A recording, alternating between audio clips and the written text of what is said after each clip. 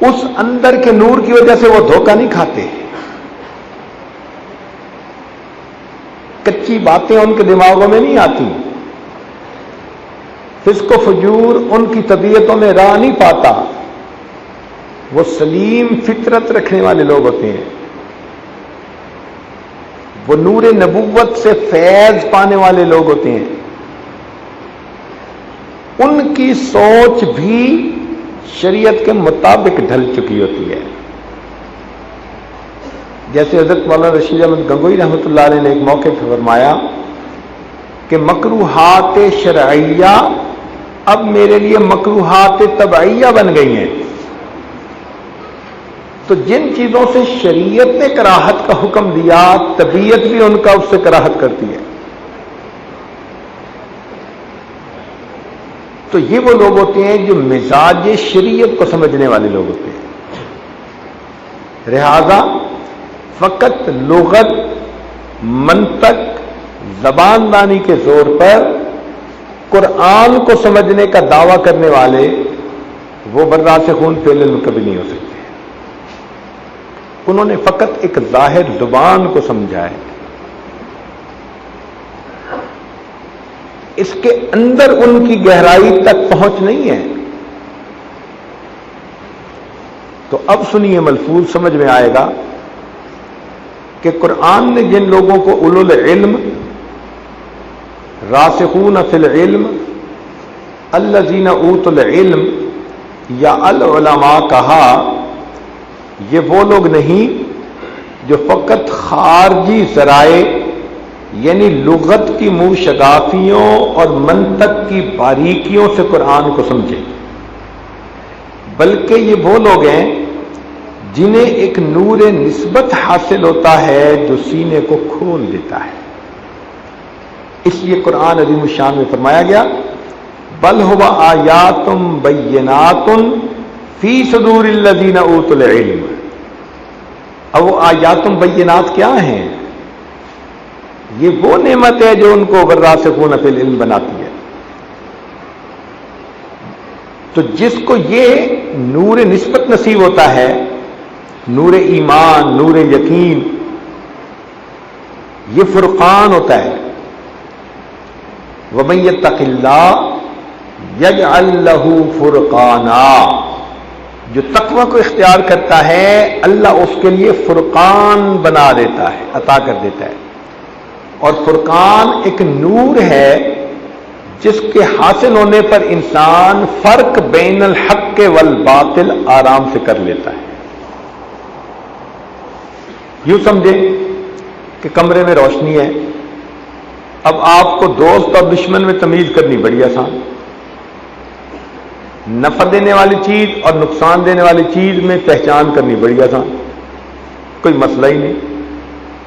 رسی الگ نظر آئے گی، سانپ الگ نظر آئے گا. لیکن اگر کمرے میں اندھیرا ہو تو رسی اور سانپ کے فرق کا پتہ نہیں چلتا. ہو سکتا ہے دشمن کو آپ دوست سمجھ کے اس سے مسافہ کرنے لگے. اندھیرا جو ہے، اسی طرح جن لوگوں کے سینوں میں یہ نور نسبت نہیں ہوتا اور وہ فقط علمی اور لغت کی بنیاد پر مطالب قرآن سمجھنے کی کوشش کرتے ہیں، یہ ایسا ہی ہے کہ اندھیرے میں وہ پہچان کرنے کی کوشش کر رہے ہیں کہ رسی کون سی ہے اور سانپ کون سا ہے. اور جن کے دلوں میں وہ نور ہوتا ہے تو وہ نور ان کے لیے اس پہچان کا کرنا آسان کر دیتا ہے. تو یہ داخلی چیز ہے، یہ نور داخلی چیز ہے. تو خارجی ذرائع سے قرآن کو نہیں سمجھا جاتا، اندر کے نور سے قرآن کو سمجھا جاتا ہے. چنانچہ فرمایا داخلی علم والے کے لیے مطالب سمجھنا ایسا ہے کہ جیسے دن میں راستے کے اوپر چلنا، اور خارجی علم والے کے لیے مطالب سمجھنا ایسا ہے کہ رات میں راستے کو ٹٹولنا. ہدایت یافتہ فطرت کتاب اللہ کے مفہوم کو بگڑنے نہیں دیتی. وہ جو نور والے لوگ ہوتے ہیں نا، وہ ہدایت یافتہ فطرت پا لیتے ہیں. تو ہدایت یافتہ فطرت مطالب اور مفاہیم قرآن کو بگڑنے نہیں دیتی، وہ صحیح سمجھ ان کو بات آتی ہے جو مزاج شریعت کے مطابق ہوتی ہے۔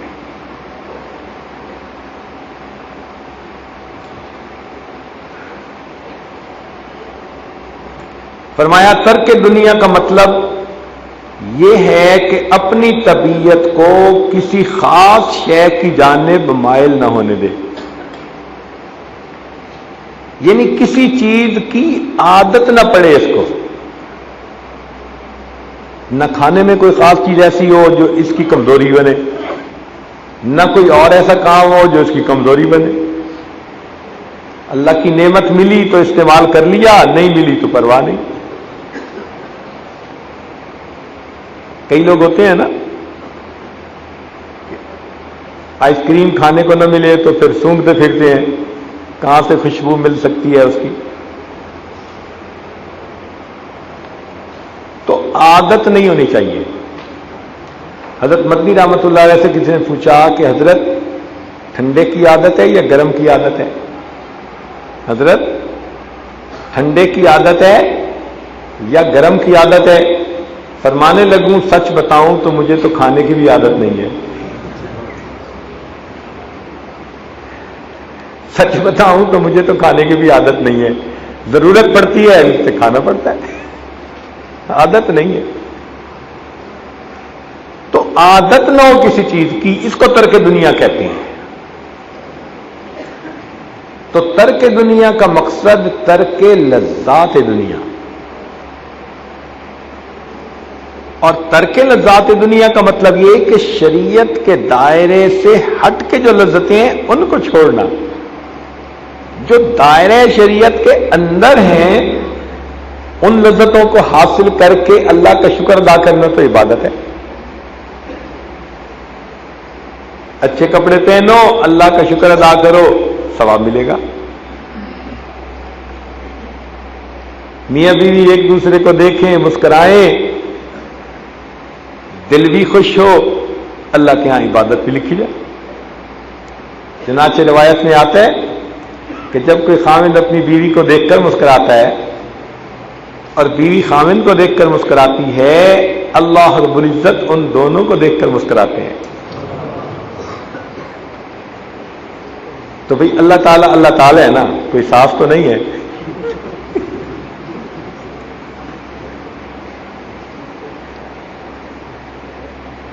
تو اللہ تعالیٰ اس بات پہ خوش ہوتے ہیں کہ میرے بندے اور میری بندی یہ میرے حکموں کے مطابق محبت پیار کی زندگی گزار رہے ہیں۔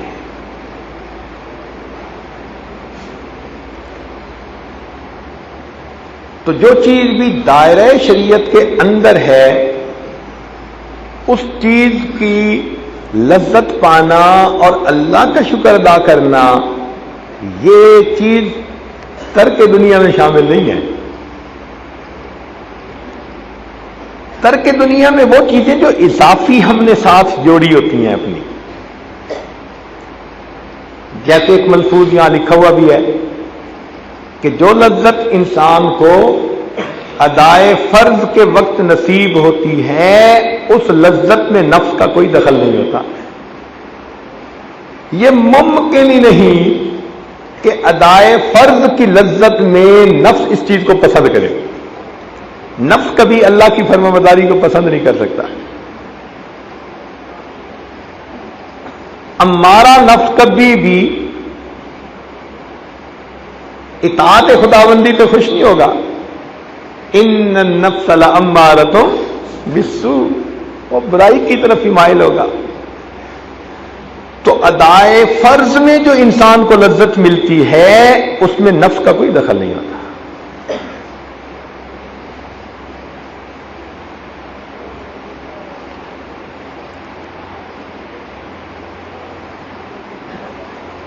تو وہ تمام لذتیں جو شریعت کے حکم کے مطابق ہیں وہ لذتیں حاصل کرنا عین عبادت ہے۔ ہاں اس پر اللہ کا شکر ادا کریں، ٹھنڈا پانی پیے اللہ کا شکر ادا کریں، اللہ کی نعمت ہے۔ گرم روٹی کھانے کو ملے اللہ کا شکر ادا کرے، پلاؤ کھانے کو ملے اللہ کا شکر ادا کرے، یا گرم چائے پینے کو ملے اللہ کا شکر ادا کرے۔ یہ سب اللہ کی نعمتیں ہیں۔ ان نعمتوں کی وجہ سے سلوک کا راستہ نہیں رکتا کہ جی فلاں کو چائے کی عادت ہے یہ سلوک طے نہیں کر سکتا، اور نہیں، خدا کے بندے یہ چیزیں ضروریات زندگی ہیں، دائرہ شریعت کے اندر ہیں۔ جب شریعت نے اجازت دے دی تو یہ چیز رکاوٹ کیسے بن سکتی ہے؟ ہاں، ایسی عادت نہ ہو کہ اس کے پیچھے اب چائے نہیں پی تو نماز ہی نہیں پڑھ رہے، تو ایسی عادت نہیں ہونی چاہیے۔ کہتے ہیں نا جی، پیٹ نہ پئیاں روٹیاں پہ سبے گلاں کھوٹیاں، تو ایسی بھی عادت نہیں ہونی چاہیے۔ فاقہ بھی ہے، جو مرضی ہے، لیکن اگر نماز کا وقت ہے تو نماز ادا کرے۔ تو یہ بات معلوم ہوئی کہ ترک دنیا کا مطلب اپنی طبیعت کو کسی خاص شے کی جانب مائل نہ ہونے دے، اس کی عادت نہ پڑنے دے۔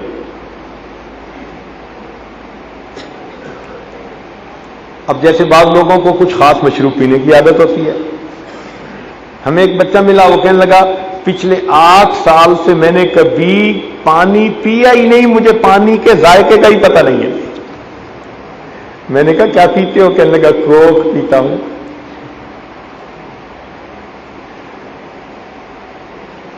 مجھے کہنے لگا آپ کوک پیئیں گے؟ میں نے کہا میرا گلا چوک ہوتا ہے۔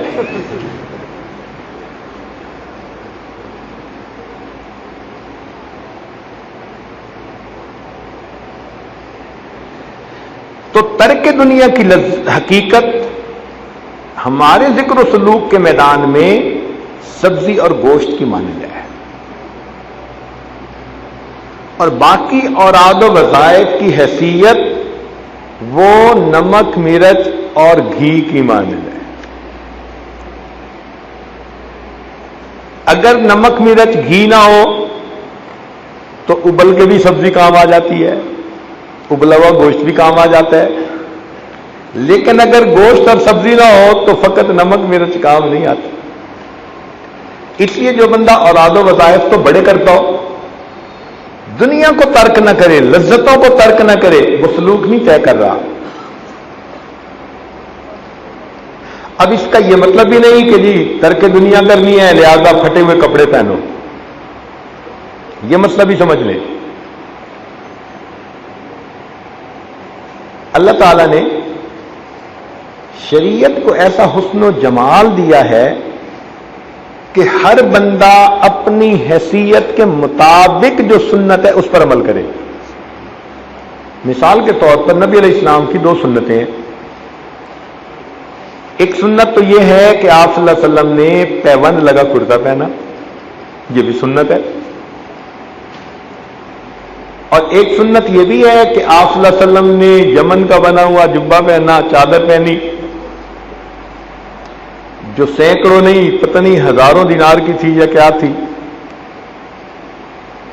تو قیمتی لباس بھی زیب تن فرمایا اور پیوند والا لباس بھی زیب تن فرمایا۔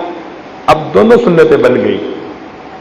یہ حسن ہے شریعت کا، چونکہ زندگی میں ایک انسان غریب ہو سکتا ہے، ایک انسان اب اگر فقط قیمتی لباس پہننا سنت ہوتا تو غریب تو سنت سے ہی معلوم ہو جاتا، اور اگر فقط پھٹا ہوا لباس یا پیوند والا لباس پہننا سنت ہوتا تو امیر کہتا جی کہ یہ تو میرے لیے قابل عمل ہی نہیں ہے، تو دین ناقابل عمل کہلاتا۔ تو یہ شریعت کا حسن ہے کہ سب کے لیے یہ قابل عمل ہے، لہذا جس کو اللہ نے تنگی کا حال دیا وہ پیوند لگا کپڑا پہن کے سنت کو پورا کر لے، اور جس پر اللہ نے نعمتوں کی بارش کر دی وہ نیا کپڑا پہن کر سنت دعا پڑھے اور نبی علیہ السلام کی یہ سنت پر عمل کر لے۔ اب غریب کو کہنا کہ قیمتی کپڑا والی سنت پہ عمل کرو، یہ اس کے لیے بوجھ ہے جو وہ اٹھا نہیں سکتا۔ امیر کو کہنا کہ تم فقط پیون والے کپڑے پہنو، وہ اس کے لیے مصیبت ہے۔ تو شریعت کے حسن و جمال کو دیکھیں، اس نے دونوں کے لیے عمل کا میدان دیا ہے۔ لہذا اب کئی بچیاں جو اچھے گھروں کی ہوتی ہیں، خاوند ڈاکٹر ہے، وہ بیوی کو صاف ستھرا دیکھنا پسند کرتا ہے۔ اب اس کی بیوی کہے گی کہ میں نے تو سادہ زندگی گزارنی ہے، لہذا ہفتے میں ایک دفعہ نہانا ہے، اور جسم سے بو آ رہی ہو تو گھر تو اس کا پھر بس گیا نا۔ ایک خاوند ڈاکٹر، طبیعت نفیس اس کی، اور اوپر سے بیوی کے جسم سے بو آ رہی ہو تو جھگڑا ہی ہونا ہے نا گھر میں۔ پھر تو اس نے اس کو کہنا ہی ہے نا میں دوسری کو لا رہا ہوں،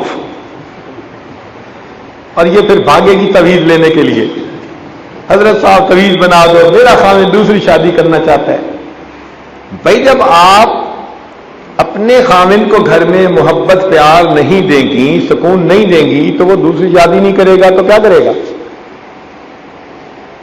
تم شکر کرو کہ وہ دوسری کی بات کر رہا ہے، تیسری کی نہیں کر رہا۔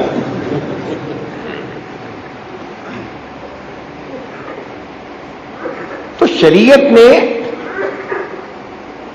زندگی میں آسانیاں رکھی ہیں۔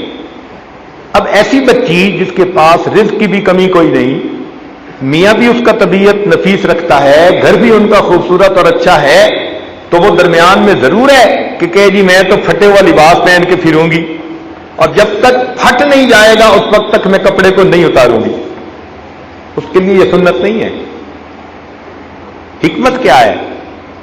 حکمت یہ ہے کہ امیر کے لیے اچھا لباس اس لیے شریعت نے سنت کہا کہ یہ نیا نیا لباس پہنے اور اتار کے غرباء میں صدقہ کرے، تقسیم کرے، اس کو نئے لباس کی سنت پر عمل نصیب ہوگا، اللہ غریبوں کا کام بنا دیں گے۔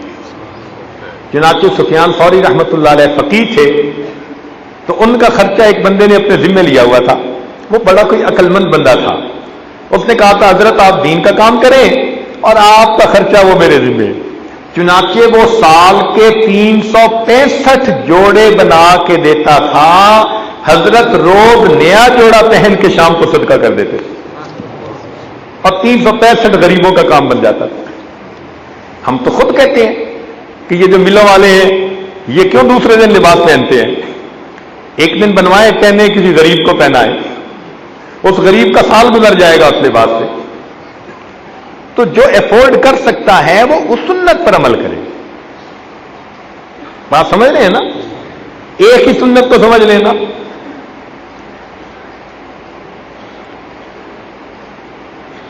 چنانچہ بعض مستورات ہر وقت یہی سوچتی رہتی ہیں کہ جی فلاں عورت تو سلوک میں آگے بڑھ نہیں سکتی، وہ تو بڑا صاف ستھرا لباس پہنتی ہے۔ تو صاف ستھرا لباس پہننا سلوک میں رکاوٹ نہیں ہے۔ ہاں اگر وہ گھر میں گندی رہتی ہے اور دکھاوے کے طور پہ زیادہ یہ چیز پہنتی ہے پھر تو ریاکاری ہو گئی۔ اور اگر آپ اس کو دن میں دیکھیں، رات میں دیکھیں، صبح دیکھیں، شام دیکھیں، ہر وقت صاف ستھرا دیکھیں تو یہ تو اللہ کی نعمت ہے۔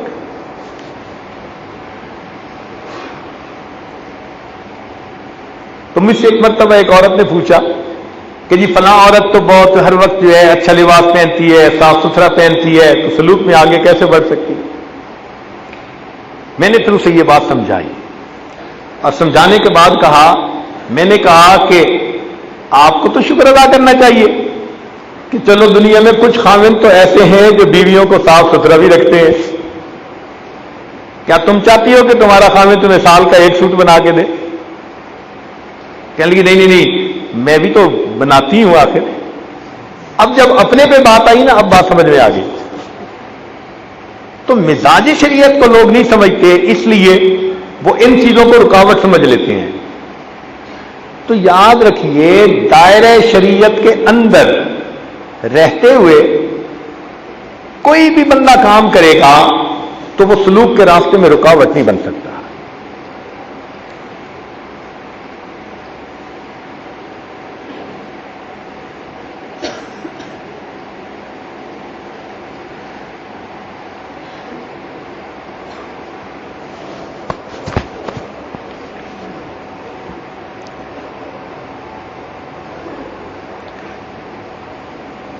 معارف کا ظہور سالک کی محرومی کا سبب بنتا ہے. چنانچہ انسان کو چاہیے کہ اپنی کیفیات کو دوسروں سے چھپائے، فقط اپنے شیخ کو بتائے. اب بالفرض کسی کا قلب جاری ہوا تو اگر وہ لوگوں کو بتاتا پھرے گا نا جی کہ میرا قلب جاری ہے، تو عین ممکن ہے کہ اللہ تعالیٰ اس نعمت کو واپس لے لے. پتہ چل جائے اور چیز ہے، خود نہیں بتانا چاہیے. حکمت اس میں کیا ہے؟ حکمت یہ ہے کہ یہ جو کیفیات ہوتی ہیں نا، یہ اللہ تعالیٰ کی طرف سے انسان کے پاس امانت ہوتی ہیں. یہ بندے اور اللہ تعالیٰ کے درمیان ایک راز ہوتی ہیں، اور اللہ تعالیٰ یہ نہیں پسند کرتا کہ اس راز کو بندہ دوسروں کے سامنے کھولتا پھرے. حضرت اکبر ثانی رحمۃ اللہ علیہ نے کہا کہ باطن کی ملنے والی نعمتیں تو دلہن کی مانند ہوتی ہیں، کوئی بھی اپنی دلہن دوسرے کو دکھانا پسند نہیں کرتا. تو یہ راز جو ہے نا، راز باطن کے، اب کچھ ناسمجھ پوچھنا شروع کر دیتے ہیں. جی آپ کو کشف حاصل ہے، جی آپ کو ذکر قلبی حاصل ہے. پوچھنے والا بھی غلطی کر رہا ہے اور بتانے والا اس سے بڑی غلطی کر رہا ہے. تو ایسی باتیں راز ہوتی ہیں، اور راز کا راز میں رہنا ہی اللہ تعالیٰ کو زیادہ محبوب ہوتا ہے. کبھی کبھی اہل اللہ سے غلبہ حال میں ایسی باتیں منہ سے نکل جاتی ہیں کہ کچھ باتیں کھل جاتی ہیں، مگر اس پر وہ افسوس کرتے ہیں. کامل وہی ہے جو کسی حال میں بھی راز فاش نہ ہونے دے. کامل وہ ہے کہ اندر سے اس کو سب کیفیات حاصل ہو اور ظاہر میں بالکل عام بندے کی طرح رہے، کسی کو سمجھ ہی نہ لگے کہ یہ بھی کوئی نسبت والا بندہ ہے یا نہیں ہے. چنانچہ ہمارے حضرت سید اباد حسین شاہ رحمۃ اللہ علیہ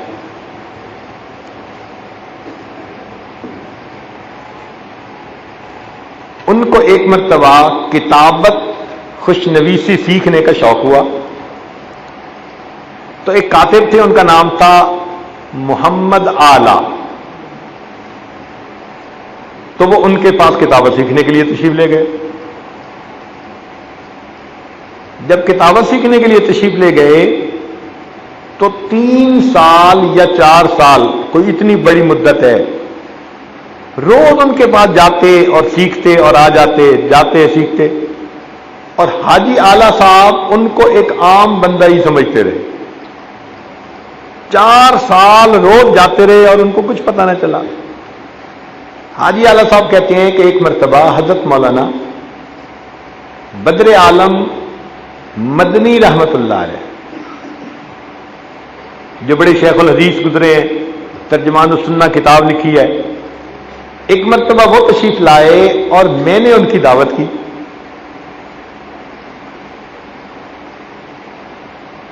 تو جب حضرت نے آنا تھا تو میں نے دل میں سوچا کہ بھئی یہ بھی میرے پاس آتے ہیں، ایک بھلے آدمی ہیں، کم گو ہیں، چلو ان کو بھی دعوت پہ بلا لیتا ہوں. تو کہتے ہیں میں نے شاہ صاحب کو بھی دعوت دے دی. انہوں نے کہا میں بھی آ جاؤں گا. اب سب نے مل کے کھانا کھایا. کھانا کھانے کے بعد نماز کا وقت ہو گیا. تو نماز پڑھانے کے لیے مولانا بدر عالم رحمۃ اللہ علیہ نے شاہ صاحب کو دیکھا تو ان کا چہرہ ویسے ہی وجیح تھا، خوبصورت تھا، پرانوار چہرہ تھا. تو مولانا بدر عالم نے فرمایا کہ آپ بھی تو مولوی نظر آتے ہیں، آپ کیوں نہیں پڑھا دیتے؟ آپ بھی تو مولوی نظر آتے ہیں، آپ پڑھا دیں نماز. تو شاہ صاحب نے نماز پڑھائی. جب نماز ان کے پیچھے پڑھی تو سلام پھیرنے کے بعد مولانا بدر عالم رحمت اللہ علیہ کو پسینے آئے. میں نے دیکھا کہ حضرت کی طبیعت دگرگوں ہے. تو میں نے پوچھا کہ حضرت خیریت تو ہے؟ فرمانے لگے کہ حاجی صاحب، اگر محفل میں کوئی صاحب نسبت بندہ موجود ہو تو پہلے بتا دینا چاہیے تاکہ دوسرا بندہ بے ادبی کا مرتکب تو نہ ہو. آپ نے مجھے بتایا ہی نہیں.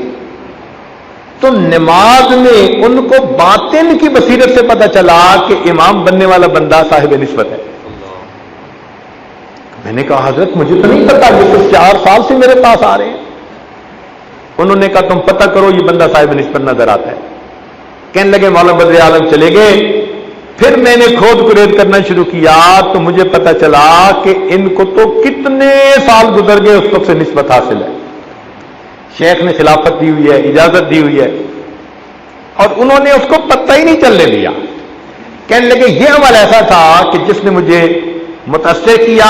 اور پھر اگلے دن میں نے کہا کہ حضرت اب تک میں آپ کا استاد بنا رہا، آپ شاگرد بنے رہے، آج میں شاگرد بنتا ہوں اور آپ استاد بن کے مجھے اس طرح خفیہ زندگی گزارنا سکھا دیجیے،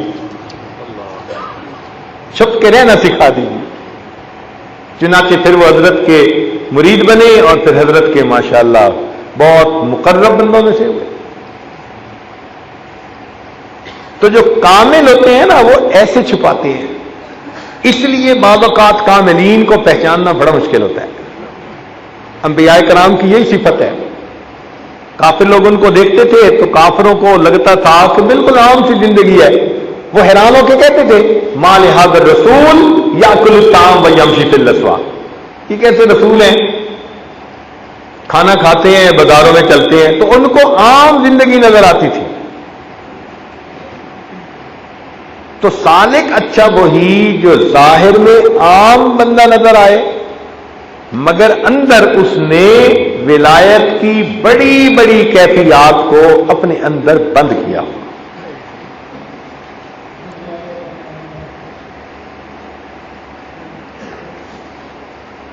حدیث مبارکہ ہے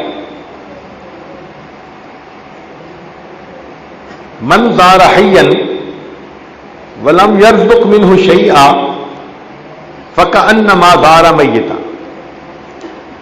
کہ جس نے کسی زندہ کی زیارت کی اور اس زندہ نے اس کو کھانے کے لیے کچھ بھی پیش نہ کیا تو ایسا ہی ہے کہ اس نے کسی مردے کی زیارت کی. تو شریعت پسند کرتی ہے بھائی جب کوئی ملنے آئے تو اس کو کچھ پیش کرو، ضیافت کرو، مہمان ہے، بھلے پانی کا گلاس پیش کر دو. جس نے پینے کے لیے پانی کا پیالہ سامنے رکھ دیا اس نے مہمانی کی جو ادنا سی ایک درجہ تھا وہ پورا کر دیا، حق ادا کر دیا.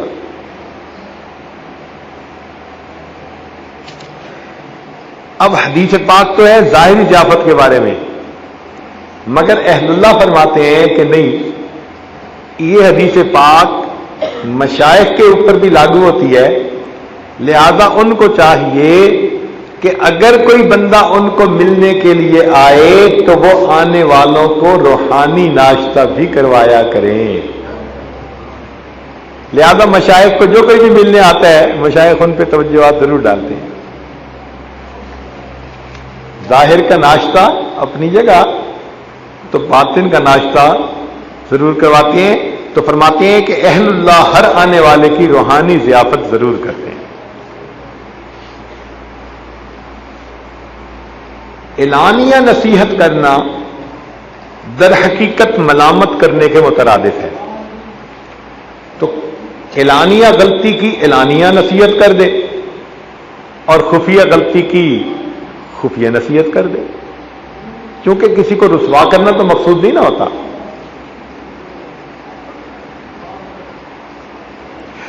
حضوری کا ہر وقت میسر ہونا یہ بہت مشکل ہے.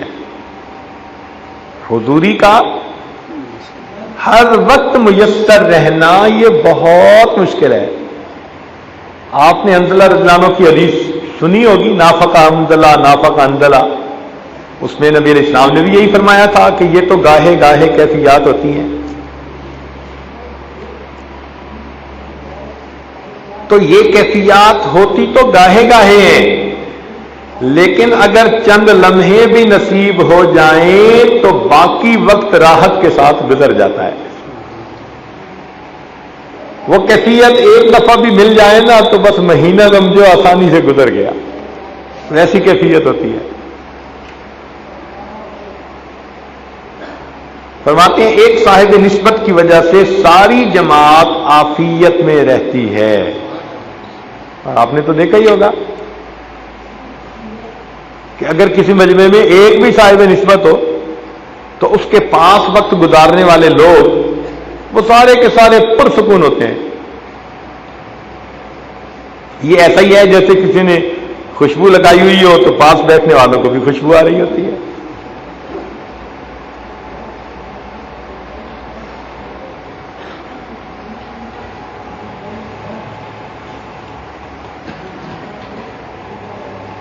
فرماتے ہیں کہ نفس سے ایک گھڑی کا مجادلہ 70 سال کی عبادت سے افضل ہے. نفس کے ساتھ ایک گھڑی کا مجادلہ کہتے ہیں اس کے ساتھ بحث کرنی، اس کو دلیل دینی کہ تمہاری یہ تمنا میں نے پوری نہیں کرنی. نفس کہتے گا کہ نہیں میں نے یہ چاہت پوری کرنی ہے، اس سے کہنا کہ نہیں پوری ہونی. تو ایک گھڑی کا مجادلہ 70 سال کی عبادت سے افضل ہے.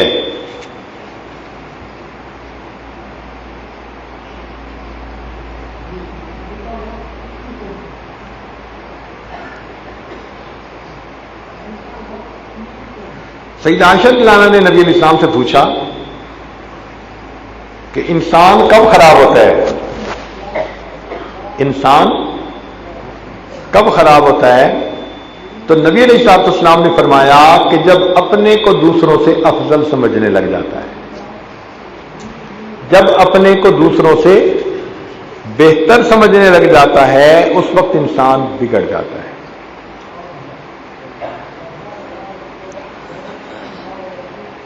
ایک اور بات سنیے، فرماتے ہیں کہ ایک ہوتی ہے لسان قال اور ایک ہوتی ہے لسان حال.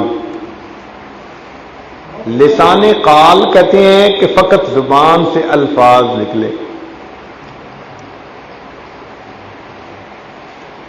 اور ایک ہوتی ہے لسان حال کہ کہنے والے کا عمل بھی مطابق ہو اس کے. تو ان دونوں میں فرق ہوتا ہے. اب اس کی آپ کو ایک میں ویسے مثال دیتا ہوں کہ آپ بیٹھے ہیں اور آپ کا کوئی قریبی دوست آپ کو پیار سے کہتا ہے او یار نماز پڑھے، تو آپ کا دل فوراً آمادہ ہو جائے گا اور آپ مسجد میں آ جائیں گے.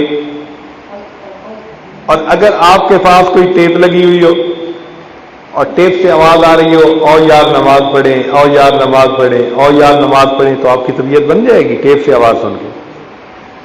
اس لیے کہ ٹیپ بے جان چیز ہے اور انسان جاندار تھا. تو جس طرح بے جان چیز میں سے آواز نکلے تو وہ اثر نہیں ڈالتی، احساس و کیفیات رکھنے والا بندہ کہے تو متاثر کر دیتا ہے.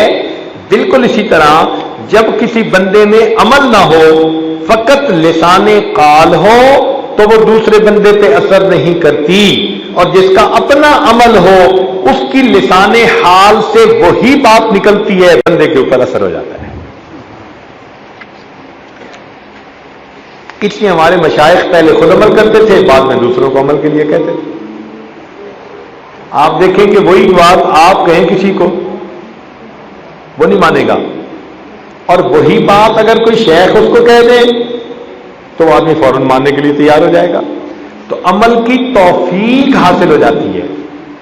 اہل اللہ کی زبان میں یہ تاثیر ہوتی ہے کہ ان کے زبان کی نکلی ہوئی بات سے سننے والے کو عمل کی توفیق نصیب ہو جاتی ہے.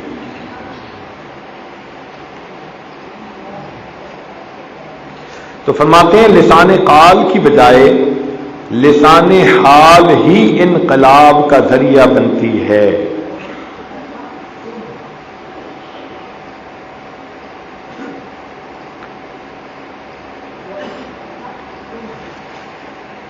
ابوالحسن نوری رحمۃ اللہ علیہ ایک بزرگ تھے. ایک دفعہ انہوں نے ایک مچھلی پکڑنے والے کو دیکھا تو کھڑے ہو گئے. تو وہ مچھلیاں پکڑ رہا تھا چھوٹی چھوٹی چھوٹی چھوٹی. تو انہوں نے اس سے کہا بڑی کیوں نہیں پکڑتا؟ اس نے کہا آپ پکڑ کے دکھا دیں. کہنے لگے لاؤ تمہیں 2.5 من کی مچھلی پکڑ کے دکھاتا ہوں. انہوں نے جو جال پھینکا تو واقعی 2.5 من کی مچھلی اس جال میں آ گئی. جب جنید بغدادی رحمت اللہ علیہ کو پتہ چلا تو یہ سن کے انہوں نے بڑا افسوس کیا اور افسوس کر کے کہنے لگے کہ کاش ابو الحسن نوری جال پھینکتا اور اس کے جال میں کوئی سانپ پھنستا اور وہ سانپ ابو الحسن نوری کو ڈس لیتا. یہ زیادہ بہتر تھا کہ اس کے جال میں مچھلی پھنسی. اب پتہ نہیں اس کے پاس یہ کیفیات موت تک سلامت بھی رہیں گی یا نہیں رہیں گی، کیونکہ وہ اظہار کر بیٹھا. تو یہ بہتر تھا کہ کوئی سانپ پھنس جاتا اور وہ ابو الحسن نوری کو ڈس لیتا اور وہ مر جاتا، تو یہ بہتر تھا کہ کیفیات سلامت تھی. اب چونکہ اس نے اظہار کر دیا، اب معلوم نہیں موت تک یہ کیفیتیں سلامت رہیں گی یا نہیں. اس سے اندازہ کریں کہ ہمارے مشائخ اپنی کیفیات کو کس حد تک دوسروں سے اوجھل رکھا کرتے تھے.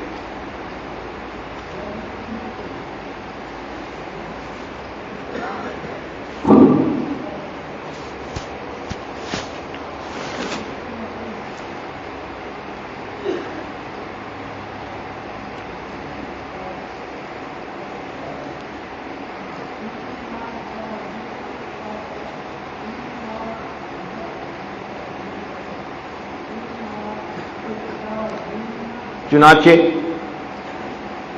اگر کسی انسان کو مخلوق میں سے کسی کے ساتھ نفسانی، شیطانی، شہوانی محبت ہے، اگر کسی انسان کو مخلوق کے ساتھ نفسانی، شیطانی، شہوانی محبت ہے اور وہ محبت دل سے نکلتی نہیں ہے، چاہت کے باوجود وہ محبت جان نہیں چھوڑ رہی، تو ہمارے مشائخ نے اس کے لیے 2 عمل بتائے ہیں. ایک عمل تو یہ کہ وہ روزانہ 100 مرتبہ پڑھا کرے لا مرغوبی الا اللہ، لا مطلوبی الا اللہ، لا محبوبی الا اللہ، لا الہ الا اللہ. یہ 4 الفاظ کو اس طرح کر کے 100 مرتبہ دل پہ ضرب لگائے. تو روزانہ 100 مرتبہ اگر یہ کلمے کی ورد لگائے گا، ضرب لگائے گا، تو اللہ تعالیٰ شیطانی نفسانی محبت سے نجات عطا فرمائیں گے. اور اس کے اوپر ایک اور بڑا عمل یہ کہ روزانہ عصر کے بعد اگر 5 مرتبہ سورت اما یتساءلون پڑھ لی جائے تو اس سورت کے اندر اللہ تعالیٰ نے ایسی تاثیر رکھی ہے کہ نفسانی محبتوں کو دل سے یہ نکال دیتی ہے.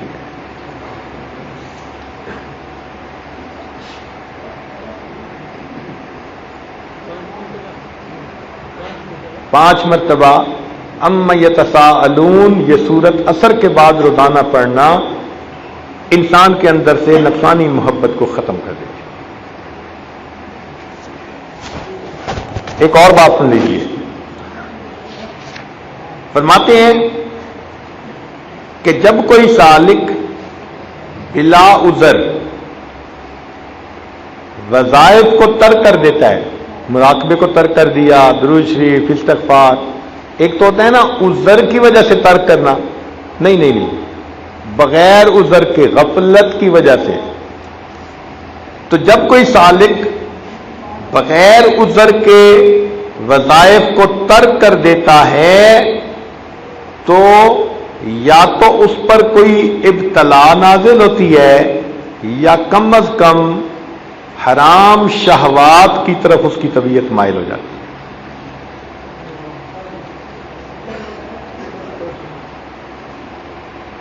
تو یہ جو لوگ کہتے ہیں نا جی کہ نظر کا پرہیز نہیں، اصل میں وظیفے کی پابندی نہیں ہوتی. تو اگر وظائف کی پابندی ہو اور انسان اللہ سے مدد مانگے تو اللہ تعالیٰ میل شہوت بحرام سے انسان کو نجات عطا فرمانا.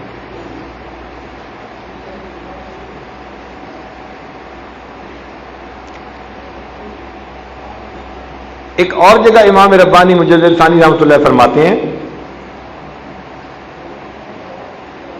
کہ دنیا میں جو کیفیت انسان کی نماز کی ہوگی وہی کیفیت آخرت میں اس کی رؤیت باری تعالی کی ہوگی.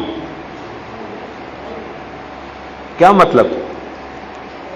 کہ اگر ایک آدمی دنیا میں اس طرح سے نماز پڑھے کہ کوئی دنیا کا وسوسہ اس کے اندر نہ آئے، کوئی دنیا کا خیال اس کو نماز میں نہ آئے، اس بندے کو قیامت کے دن اللہ تعالی کا ایسا دیدار ہوگا کہ اس کے اوپر کوئی پردہ نہیں ہوگا. جتنے خیال نماز میں دنیا میں آئیں گے، اگر آخرت میں اللہ تعالیٰ کا دیدار ہو بھی گیا تو وہ تمام خیالات نورانی پردوں کی شکل میں اللہ تعالیٰ کے اس چہرہ انور کے سامنے آ جائیں گے. تو بھئی پردے سے دلہن کا چہرہ دیکھنا اور چیز ہے، اور پردہ اٹھا کے چہرہ دیکھنا وہ اور چیز ہے.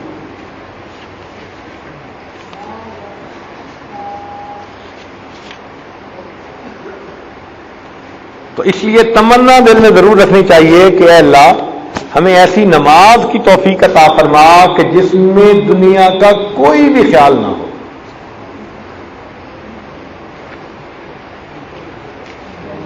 اور یہیں پر ایک بات اور کرتا چلوں کہ جب بھی انسان نماز پڑھے تو کوشش کرے کہ قیام اور سجود لمبا کرے.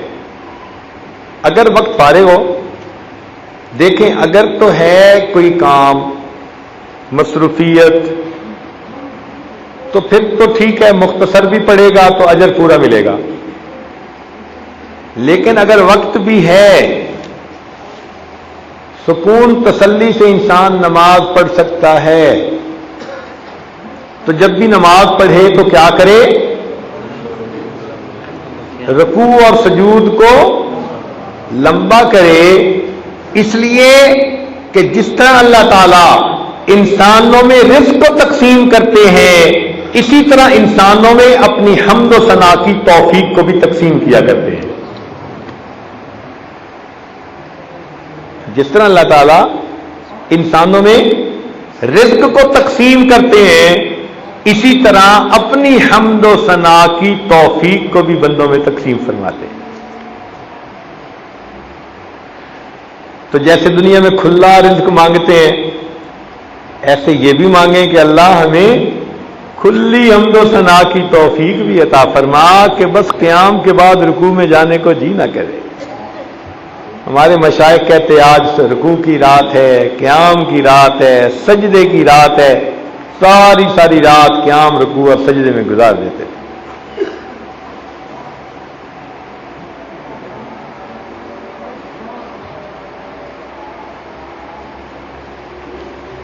جو انسان سلوک کے راستے پر چلتا ہے اسے مصیبتیں آتی ہیں. چنانچہ ایک آدمی نے نبی علیہ السلام کی خدمت میں عرض کیا کہ اے اللہ کے محبوب،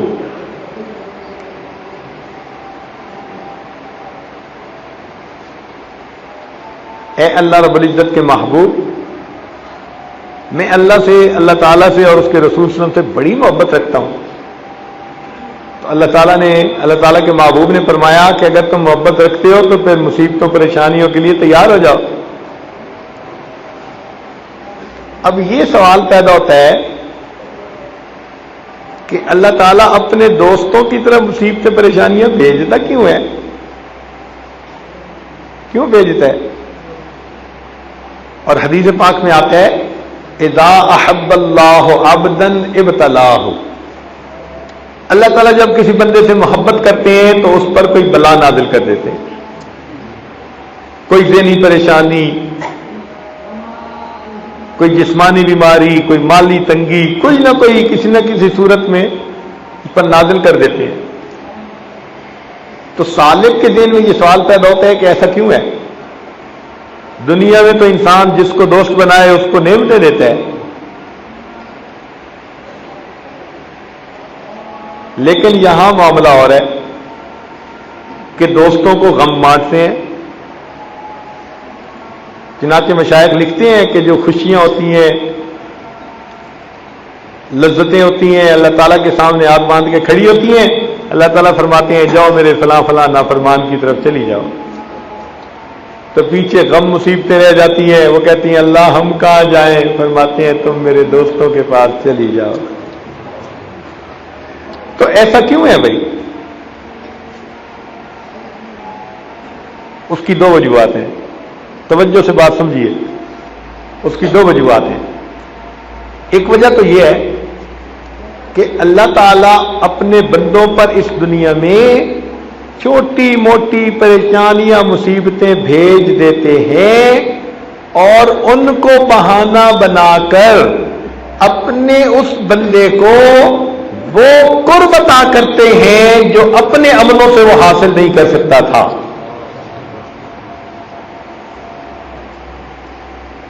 جو نعمتیں وہ خود حاصل ہی نہ کر سکتا تھا اپنے عملوں سے، اللہ تعالیٰ ان کو بہانہ بنا دیتے ہیں اور جی اس پر یہ پریشانی آئی لہذا اتنی ترقی اس کی ہو گئی، تو اپنے قریب کر لیتے ہیں اس کو۔ اور ایک اور وجہ بھی ہے، وہ وجہ یہ کہ اللہ تعالیٰ بلائیں اپنے بندوں پر دنیا میں اس لیے بھیجتے ہیں تاکہ میرے بندوں کو دنیا میں انقطاع کلی نصیب ہو جائے، تاکہ یہ مجھ سے کلی طور پر واصل ہو جائیں۔ انقطاع کلی ان کو عطا کرنے کے لیے ان کا پھر دنیا سے دل ہی چاٹ ہو جاتا ہے۔ چنانچہ کبھی رشتہ داروں نے غیبتیں کی، کسی نے حسد کیا، کسی نے فلاں کیا، تو بندہ پھر سب سے نظریں ہٹا کے اور اللہ سے لو لگا کے کہتا ہے جی دنیا میں میرا کوئی بھی نہیں۔ اس لیے تو یہ سب چیزیں ہوئی تھی۔ جب آپ نے زبان سے یہ الفاظ کہے نا کہ دنیا میں میرا کوئی بھی نہیں، یہی الفاظ کہلانے کے لیے تو اللہ نے یہ سب حالات بھیجے تھے۔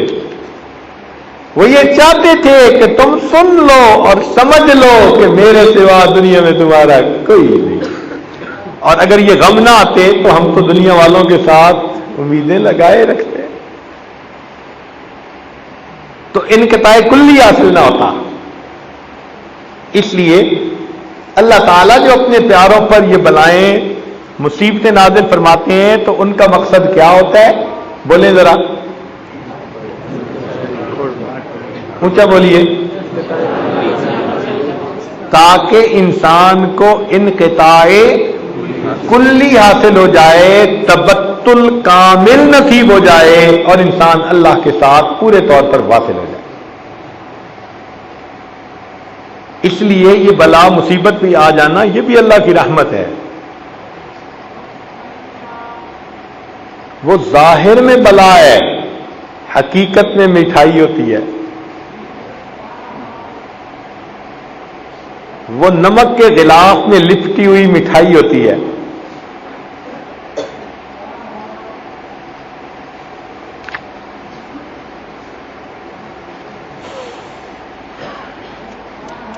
فرماتے ہیں کہ مناظر سلوک طے کرنے سے مقصود ایمان حقیقی کا حاصل ہونا ہے، اور یہ ایمان حقیقی حاصل نہیں ہوتا مگر فنا اور بقا کے بعد۔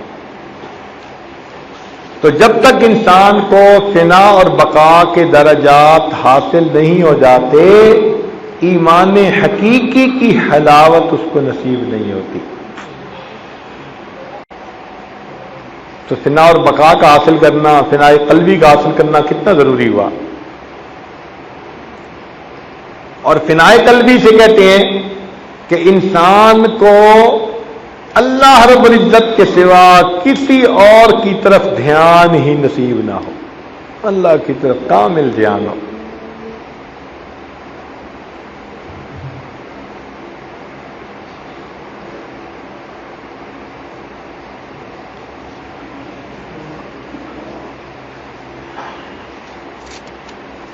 خواجہ عبید اللہ احرار رحمۃ اللہ علیہ ہمارے سلسلے کے بڑے مشائخ میں سے تھے. اللہ نے ان کو دین کا بھی سلطان بنایا تھا، دنیا کا بھی سلطان بنایا تھا. ان کے گھوڑوں کی جو میخیں تھیں نا، جن پہ گھوڑے باندھے جاتے تھے، وہ چاندی کی بنی ہوتی تھی. چاندی کے کیل بنے ہوتے تھے، سریے بنے ہوتے تھے، جن کو زمینوں میں گاڑ کے ان سے ان کے گھوڑے باندھے جاتے تھے. قالین بچھے ہوتے تھے. مولانا جامی رحمت اللہ علیہ نے سوچا کہ میں جاؤں ذرا حضرت کو ملتا ہوں. تو مولانا کو ملنے کے لیے تشریف لائے. تو حضرت بیٹھے تھے، مگر نیچے قالین ہے اور ارد گرد شاہانہ انداز ہے سارا. تو مولانا جامی رحمت اللہ نے دیکھا تو کہنے لگے، نہ مرد است آں کہ دنیا دوست دارد. وہ مرد نہیں ہو سکتا جو دنیا کو دوست رکھے، یعنی مرد خدا نہیں ہو سکتا. نہ مرد است آں کہ دنیا دوست دارد. اور یہ کہہ کے واپس آ گئے کہ نہ میں نے بیعت ہونا ہے، نہ میں نے ان کی محفل میں بیٹھنا ہے، یہ تو دنیا دار بندہ ہے. واپس آ گئے. اب تھکے ہوئے تھے، ایک مسجد میں جا کے سو گئے دوپہر کے وقت تھوڑی دیر قیلولہ کی نیت سے. تو انہوں نے خواب دیکھا کہ قیامت کا دن قائم ہے. مولانا جامی رحمۃ اللہ علیہ کھڑے ہیں، تو اتنے میں حق مانگنے والے لوگوں کا ہجوم ہو گیا، جنہوں نے مولانا سے حق لینے تھے. آپ نے ہماری غیبت کی، آپ نے یہ دینا ہے، آپ نے وہ دینا ہے. اور وہ حق مانگنے والے اتنے ہو گئے کہ اگر ساری زندگی کی نیکیاں بھی دے دیتے تو ابھی حق ان کا پورا نہیں ہوتا تھا. تو مولانا پریشان.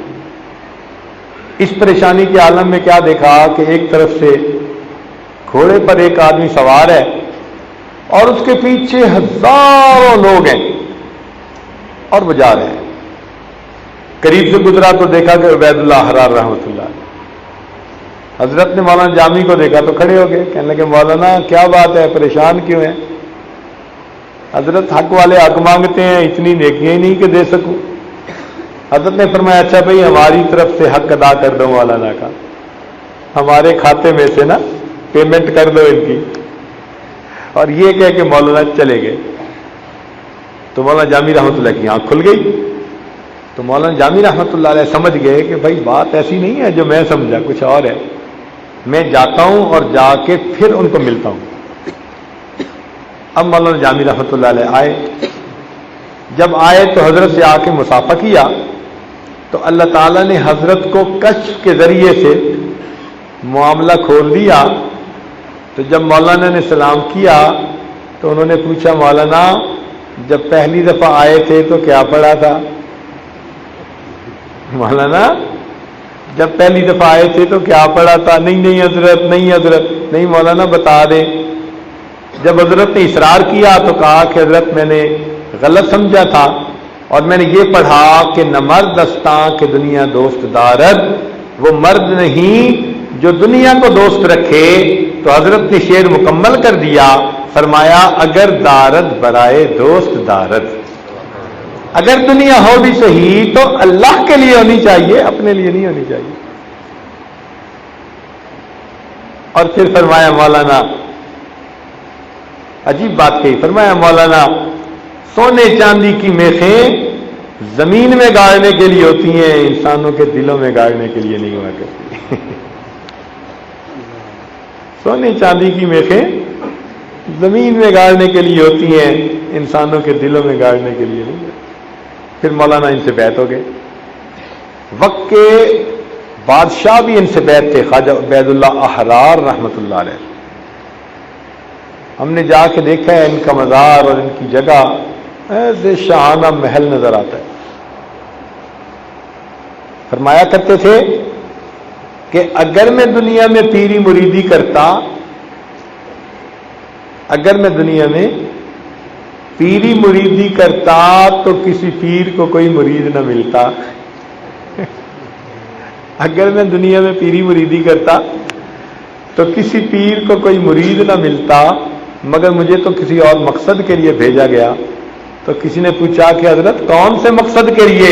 فرمانے لگے مجھے اللہ نے سنت کے احیاء کے لیے بھیجا ہے، سنت کو زندہ کرنے کے لیے بھیجا. تو بڑے ہی متبع سنت بزرگ تھے، بہت ہی زیادہ. چنانچہ ان کا یہ مقولہ ہے، مکتوبات میں امام ربانی مجدد الاسلام نے نقل کیا. وہ فرماتے ہیں کہ اگر ہمیں تمام احوال و مواجید دے دیں، یعنی حالات اور وجد اور کیفیات، اگر ہمیں تمام احوال و مواجید دے دیں لیکن حقیقت کو اہل سنت والجماعت کے عقائد کے ساتھ آراستہ نہ کریں تو ہم اس میں خرابی کے سوا اور کچھ نہیں جانتے. ساری دنیا کی کیفیتیں دے دیں لیکن ہمارے عقائد کو علماء اہل سنت والجماعت کے مطابق نہ بنائیں تو ہم اس میں خرابی کے سوا کچھ نہیں جانتے. اور یہ بھی کہتے تھے کہ اگر ساری دنیا کی کیفیات ہم سے لے لیں، اگر ساری دنیا کی کیفیات ہم سے لے لیں اور ہمارے ظاہر کو اہل سنت والجماعت کے عقائد سے آراستہ کر دیں تو ہم اس میں خوبی کے سوا کچھ نہیں جانتے.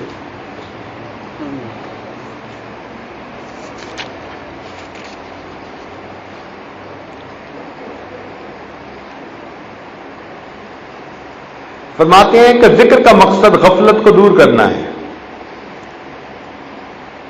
ذکر کا مقصد بولیے، ذکر کا مقصد غفلت کو دور کرنا ہے.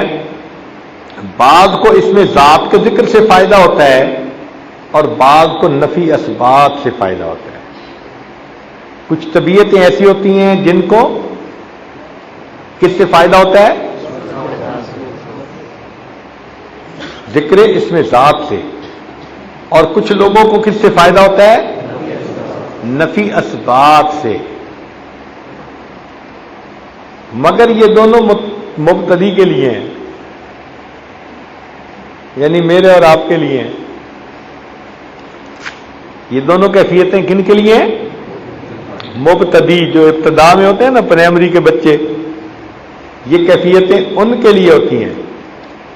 جو متوسط ہوتے ہیں یعنی سلوک کے درمیان میں ہوتے ہیں، ان کی ترقی قرآن مجید کی تلاوت کی کثرت سے ہوتی ہے، اور جو اس سے اونچے جاتے ہیں اور منتہی بن جاتے ہیں ان کی ترقی لمبی نماز کے ذریعے سے ہوتی ہے. تو ابتدا میں ترقی ذکر کے ذریعے، درمیان میں ترقی تلاوت قرآن کے ذریعے، اور انتہا میں ترقی نماز کے ذریعے سے انسان کو نصیب.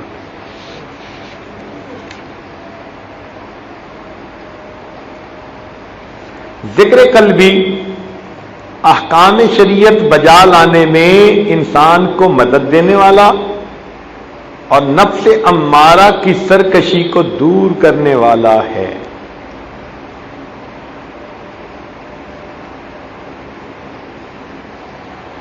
امام ربانی مجدد الاسلام رحمۃ اللہ علیہ کا ایک بڑا کارنامہ یہ ہے کہ انہوں نے سنت کا اتنا اہتمام سکھایا کہ انسان حیران ہو جاتا ہے.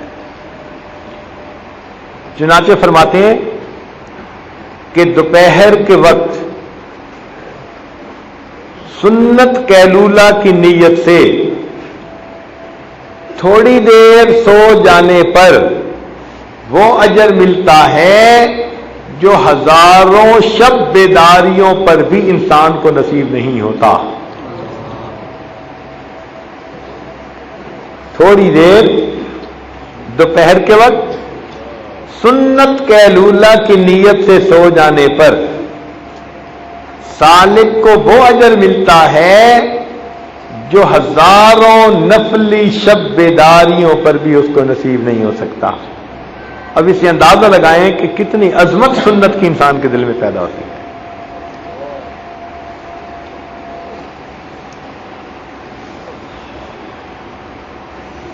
اور ایک جگہ فرماتے ہیں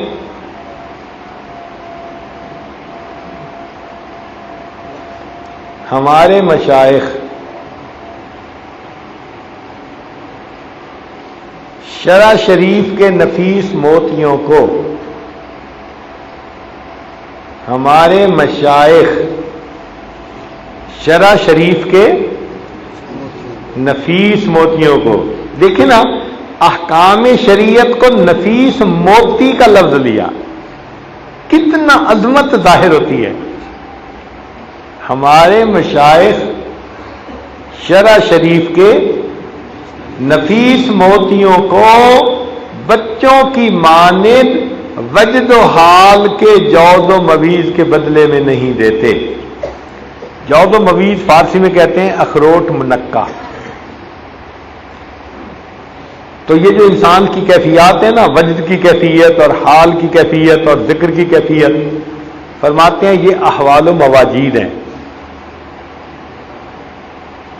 اور یہ احوال و مواجید اخروٹ منقع کی طرح ہیں، اور احکام شریعت کیا ہے؟ نفیس موتی ہیں۔ تو بھئی کوئی بندہ اخروٹ منقع کے بدلے نفیس موتی دے سکتا ہے؟ نہیں نہ، سودا کرے گا۔ لہذا جو سالک صحیح ہے وہ شریعت کے احکام کو چھوڑ کر وجد و حال کے پیچھے کبھی نہیں جائے گا۔ تو فرماتے ہیں ہمارے مشائخ شرع شریف کے نفیس موتیوں کو بچوں کی مانند وجد و حال کے جوز و مویز کے بدلے نہیں دیتے، نص سے فص کی طرف مائل نہیں ہوتے۔ نص کہتے ہیں قرآن و حدیث کو، اور فص عربی کی کتاب ہے فصوص الحکم۔ تو جہاں تصوف کی بات قرآن سے ٹکراتی ہے تو یہ کس کو چھوڑتے ہیں؟ تصوف کی بات کو، اور لیتے کس کو ہے؟ قرآن و حدیث کی بات کو۔ تو فرماتے ہیں کہ نص سے فص کی طرف مائل نہیں ہوتے، فتوحات مدنیہ سے فتوحات مکیہ کی طرف التفات نہیں کرتے۔ فتوحات مدنیہ سے مراد نبی علیہ السلام کی احادیث ہیں، اور فتوحات مکیہ ابن عربی رحمۃ اللہ کی تصوف کی کتاب ہے۔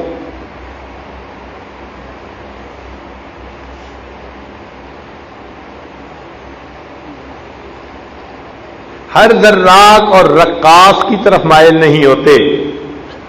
کچھ لوگ ہوتے ہیں نا جی کہ جی وجد میں آ کے بس ذرا جھومنا شروع کر دیا، اس کو کہتے ہیں رقاص، کہتے ہیں یہ رقص کرنے والا۔ وہ کہتے ہیں کہ ان رقاص کی طرف ہمارے مشائخ مائل نہیں ہوتے۔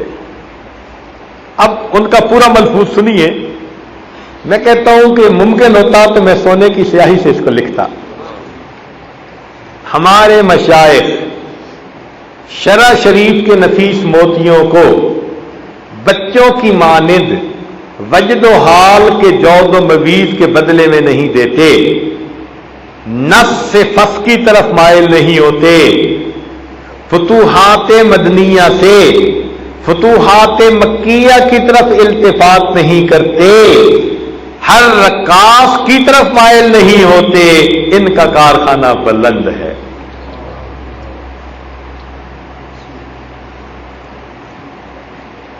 اس سے اندازہ لگائیے کہ انہوں نے اتباع سنت کا کتنا اہتمام سکھایا ہے۔ فرماتے ہیں ان کا کارخانہ بلند ہے۔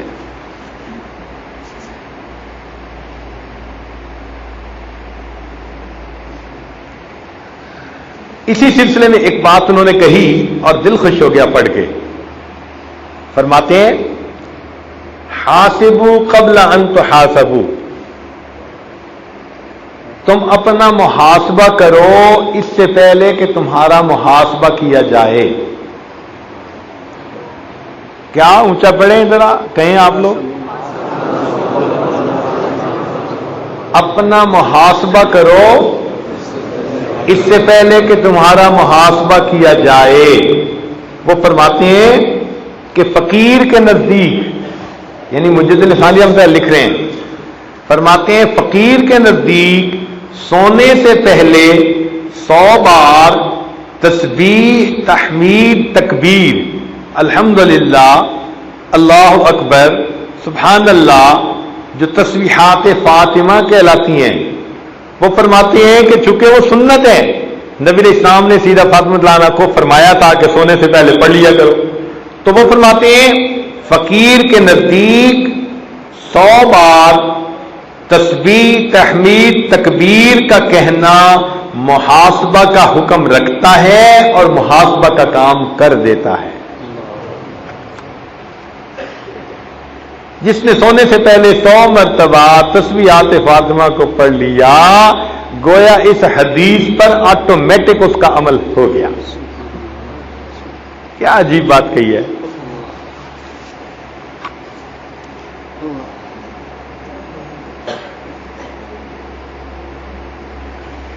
فرماتے ہیں کہ لوگ کلمہ کا تکرار اس لیے کرتے ہیں کہ انہیں ہر طرف حق نظر آئے۔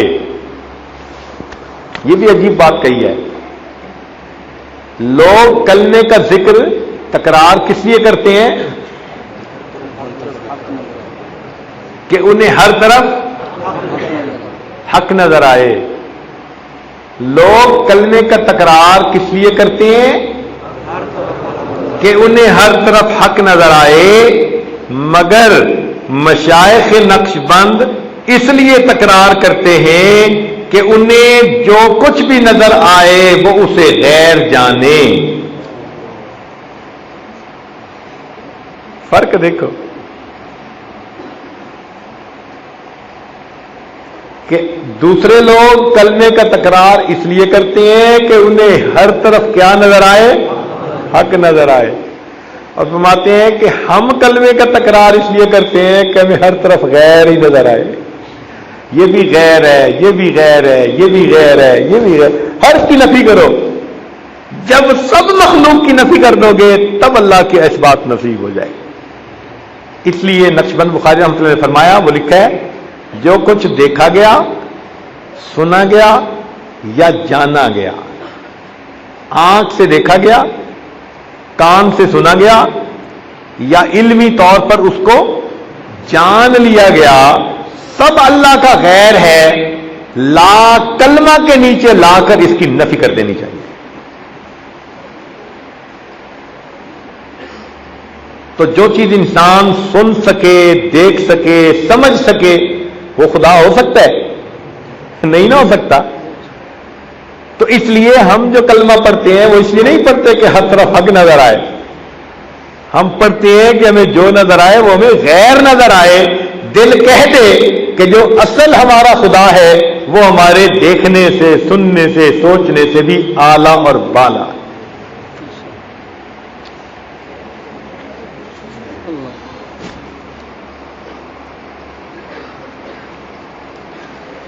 کلمہ کے ذکر سے بڑھ کر کوئی چیز فائدہ مند نہیں۔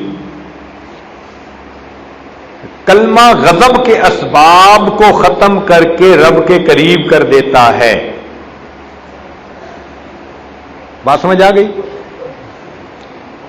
کلمہ کے ذکر سے بڑھ کر کوئی چیز فائدہ مند نہیں۔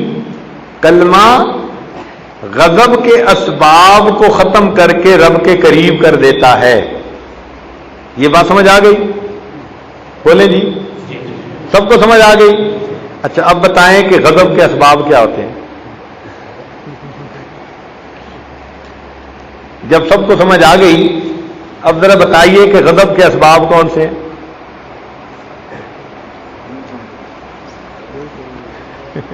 اب فرما رہے ہیں کہ سمجھ نہیں آئی۔ یہاں غضب سے مراد دنیا کی محبت ہے، کیونکہ جس بندے کے دل میں دنیا کی محبت ہو، یہ دنیا کی محبت غضب کے اسباب میں سے ہے۔ اللہ تعالیٰ نے جب سے دنیا کو پیدا کیا کبھی ایک مرتبہ بھی محبت کی نظر سے دنیا کو نہیں دیکھا۔ تو یہ دنیا مبغوض ہے، الدنیا ملعون، نبی علیہ السلام نے فرما دیا۔ تو جب فرمایا نا کہ غضب کے اسباب کو ختم کرتا ہے تو اس سے کیا مراد ہوگا؟ محبت دنیا کو دل سے ختم کرتا ہے اور بندے کو اللہ تعالیٰ کے قریب کر دیتا ہے۔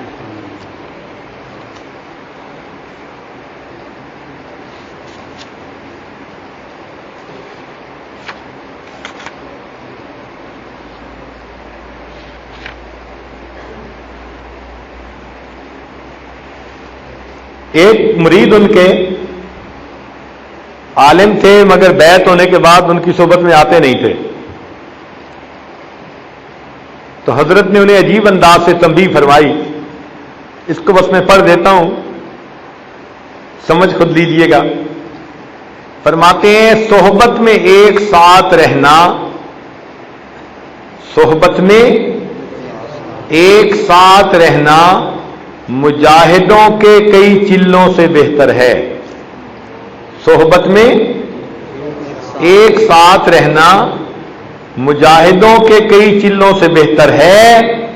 خدا سے شرمانا چاہیے، آپ 1000 دنوں میں سے ایک دن بھی صحبت کے لیے نہیں نکالتے۔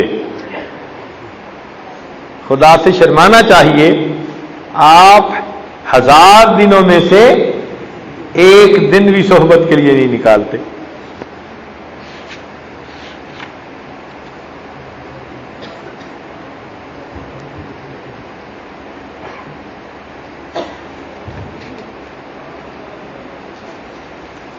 ایک اور عجیب ملفوظ سنیے، فرماتے ہیں کہ جب کوئی شخص احکام شریعت پر عمل کرنے میں دشواری محسوس کرے گا، جب کوئی شخص احکام شریعت پر عمل کرنے میں دشواری محسوس کرے گا، یہ اس کے اندر خواہشات نفسانی کے موجود ہونے کی دلیل ہے۔ جب خواہشات نفسانی اندر سے ختم ہو جائیں گی تو احکام شریعت پر عمل کرنے میں کوئی رکاوٹ محسوس نہیں ہوگی۔ بھائی جب کوئی اٹھنے بیٹھنے بھاگنے میں تنگی محسوس کرے تو یہ اندر کی بیماری کی دلیل ہے نا۔ کوئی کہے جی مجھ سے چلا نہیں جاتا، تھک جاتا ہوں، ڈاکٹر کہے گا بیمار ہو۔ کوئی کہے گا مجھ سے وزن نہیں اٹھایا جاتا، کہے گا تم بیمار ہو۔ تو بالکل اسی طرح جب کوئی شخص احکام شریعت میں عمل میں دشواری محسوس کرے گا، یہ اس کے اندر خواہشات نفسانی موجود ہونے کی دلیل ہے۔ فنا کے وقت سارے علوم سالک کے ذہن سے جاتے رہتے ہیں، مگر بقا کے بعد سب علوم واپس آ جاتے ہیں۔ یعنی نسیان ہوتا ہے مگر تھوڑے وقت کا، اور پھر اللہ تعالیٰ وہ سب علوم کو بڑھا کر بندے کو واپس لوٹا دیتے ہیں۔ ایک عجیب بات لکھی، فرماتے ہیں فنا سے پہلے نفس شیطان سے زیادہ شریر ہوتا ہے۔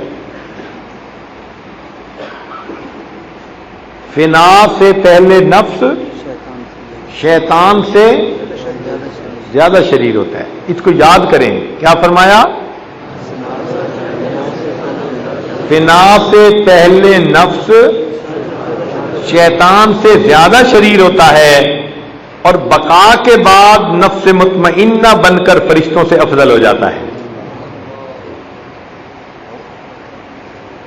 فنا سے پہلے نفس شیطان سے زیادہ شریر ہوتا ہے، اور بقا کے بعد نفس مطمئنہ بن کر فرشتوں سے افضل ہو جاتا ہے۔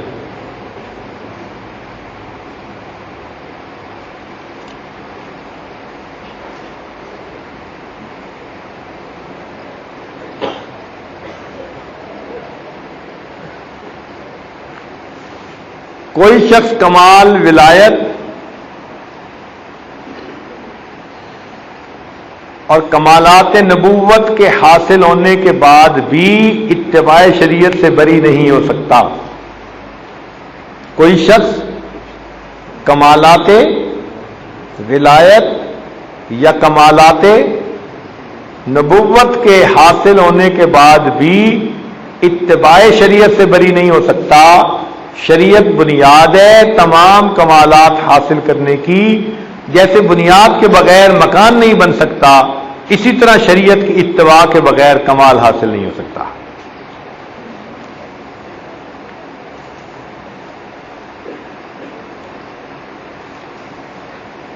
ایک اور مکتوب میں لکھتے ہیں،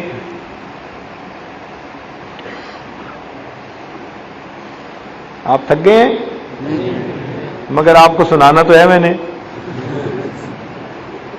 خوش ہو کے سنے تو بھی سنانا ہے، اور آپ تنگ ہو کے سنے پھر بھی سنانا ہے۔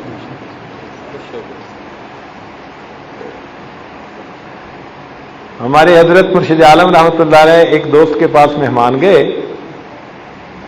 سیال کوٹ کے تھے، وہ بڑے عاشق صادق تھے حضرت کے. وہ حضرت کو صبح ناشتہ اچھا کرواتے، دوپہر کھانا، رات کا کھانا، اتنی خدمت کرتے کہ کوئی حد نہیں. کئی دن انہوں نے حضرت کو خوب کھلایا پلایا سلایا آرام کیا. تو ایک دن حضرت کہنے لگے، حاجی صاحب جب بیل کو انسان اچھا کھلائے تو پھر کام بھی تو اچھا لینا چاہیے. جب بیل کو انسان یا گھوڑے کو انسان اچھا کھلائے تو پھر کام بھی تو اچھا لینا چاہیے. مقصد یہ تھا کہ پروگرام بھی تو رکھو نا بھائی. یہ کیا کہ کھلا پلا کے بارے. تو بھائی اب کام تو آپ سے لینے کابو جو آئے ہوئے ہیں، سال میں یہ 2 دن ہی تو ہمیں ملتے ہیں. پہلے 3 دن تو چونکہ جنرل اجتماع ہوتا ہے اس لیے سب اپنے اپنے کام میں لگے ہوتے ہیں. ماشاءاللہ یہی 2 دن ہی تو ہوتے ہیں. مگر دل کی تڑپ یہ ہے کہ آپ کو صحیح تصور پہنچ جائے. جو ہم نے اپنے بڑوں سے پایا وہ نعمت ہم آپ تک پہنچا جائیں تاکہ اس نعمت کے پہنچانے کا حق ادا کرنے والے میں ہمیں شامل کر لیا جائے. اس لیے یہ باتیں آپ کو پورے مکتوبات کا مطالعہ کرنے پہ بھی شاید نہ ملتی. آپ کو اندازہ نہیں ہے ابھی کہ کتنا مطالعہ کرنے کے بعد پھر یہ مکتوبات میں سے ہیرے موتی نکال کے آپ کے سامنے ٹو دی پوائنٹ باتیں کی جا رہی ہیں.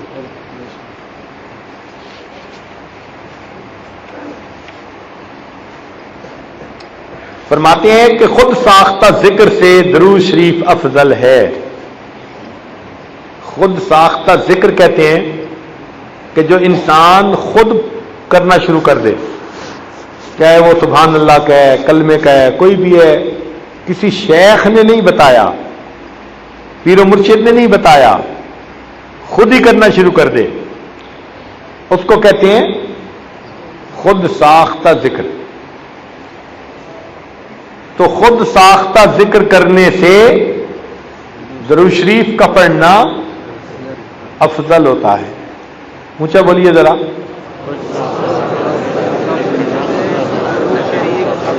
خود ساختہ ذکر کرنے سے درود شریف کا پڑھنا افضل ہوتا ہے، جبکہ ذکر قلبی کا اجر و ثواب درود شریف کے اجر و ثواب سے کئی گنا زیادہ ہوتا ہے. جبکہ ذکر قلبی کا اجر و ثواب درود شریف کے اجر و ثواب سے کئی گنا زیادہ ہوتا ہے، تاہم دونوں کا ثواب نبی علیہ السلام کو برابر پہنچتا ہے. کوئی یہ نہ سمجھے کہ یہ درود شریف پڑھیں گے تو نبی علیہ السلام کو ثواب پہنچے گا اور ذکر کریں گے تو نہیں پہنچے گا. فرماتے ہیں نہیں. خود ساختہ ذکر سے کیا چیز افضل ہے؟ خود ساختہ ذکر سے کیا چیز افضل ہے؟ درود شریف افضل ہے. لیکن ذکر قلبی درود شریف سے بھی زیادہ اجر رکھتا ہے، مگر ان دونوں کا اجر و ثواب نبی علیہ السلام کو برابر پہنچتا ہے. تو جو بندہ ذکر قلبی میں مشغول رہے وہ یہ نہ سوچے جی میں درود شریف تھوڑا پڑھتا ہوں، مجھے تو حضرت صاحب نے بس 100 دفعہ صبح 100 دفعہ شام، میں جی بڑھاتا ہوں. نہیں. ذکر قلبی کی برکات کچھ اور ہیں، اس سے باطنی ترقی ملتی ہے، اور اس باطنی ترقی سے انسان کے لیے پھر معارف کو سمجھنا، تفسیر اور حدیث کو سمجھنا آسان ہوتا ہے.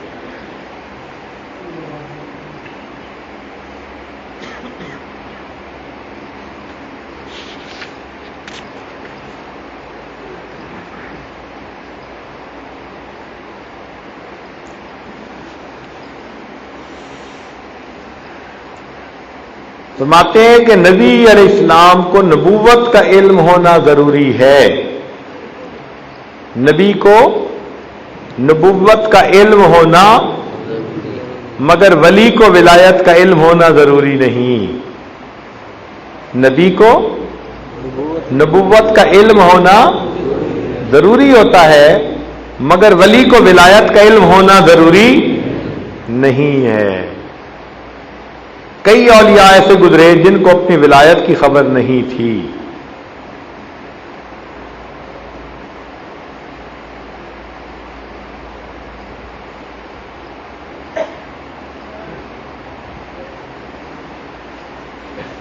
فرماتے ہیں کہ دنیا کی مصیبتیں دوستوں کے لیے انعام کی مانند ہوتی ہیں،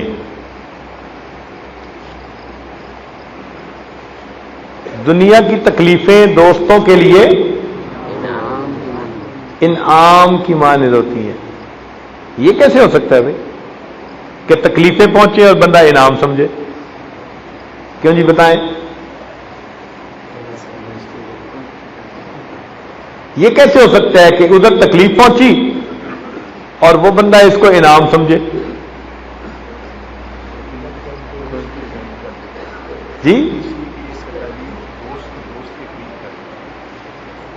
فرما رہے ہیں کہ یہ تکلیفیں دوست کو دوست کے قریب کرتے ہیں۔ اور بتائیں۔ ہاں اچھا جواب دیا، یہ انعام ملنے کا سبب ہوتی ہیں۔ اور بتائیں۔ ترقی کے اسباب ہیں، صبر کی توفیق ہوتی ہے اور ان اللہ مع الصابرین۔ ماشاءاللہ بڑے اچھے جواب دے رہے ہیں۔ اب اس کو ذرا ایک مثال سے سمجھیں تاکہ کلیئر ہو جائے کہ واقعی یہ انعام ہے۔ ایک بندہ تھا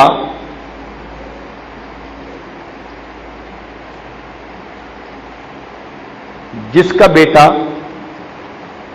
گھر سے روٹھ کے چلا گیا۔ ایک بندہ تھا جس کا بیٹا گھر سے روٹھ کر چلا گیا۔ اب یہ بیچارہ اس کو ڈھونڈتا ڈھونڈتا ڈھونڈتا سارا دن شہر میں پھرتا رہا، حتیٰ کہ پھرتے پھرتے اس کو رات ہو گئی۔ رات کے 2 بجے یہ باغ کے قریب سے گزر رہا تھا کہ اس کو پولیس والے نے پکڑ لیا۔ پولیس والے نے اس کو چور سمجھا، آوارہ سمجھا۔ اب اس نے پوچھا کون ہو؟ اس نے کہا کہ میں ویسے ہی پھر رہا ہوں۔ تو پولیس والے نے اس کے 2-4 ڈنڈے لگائے۔ کیا لگائے؟ 2-4 ڈنڈے لگائے اور کہنے لگا میں دوسرے کو بھی بلاتا ہوں، ذرا تیری مرمت اچھی طرح کرتے ہیں، تو کون ہے؟ اب وہ دوسرے کو جو بلانے گیا تو بھاگا، اور وہاں سے باغ کے قریب باغ کا دروازہ تھا، یہ جان بچانے کے لیے باغ میں گھس گیا۔ جب باغ میں گھس گیا، اندھیرے میں ایک جگہ جا کر بیٹھا تو کیا دیکھا کہ وہیں اس کا بیٹا چھپا ہوا تھا۔ اب جب اس بیٹے سے ملاقات ہو گئی تو یہ پولیس کے اس ڈنڈے کو سزا سمجھے گا یا رحمت سمجھے گا؟ کیوں جی؟ یہ انعام سمجھے گا یا سزا سمجھے گا؟ اونچا بولے نا، انعام سمجھے گا نا۔ کہے گا کہ اللہ کا شکر پولیس والے نے مجھے تو ڈنڈے لگا دیے، اگر وہ ڈنڈے نہ لگاتا تو میں تو باغ میں جاتا ہی نہ، مجھے کیا پتا کہ باغ میں اس جگہ پر میرا بیٹا بیٹھا ہوا تھا۔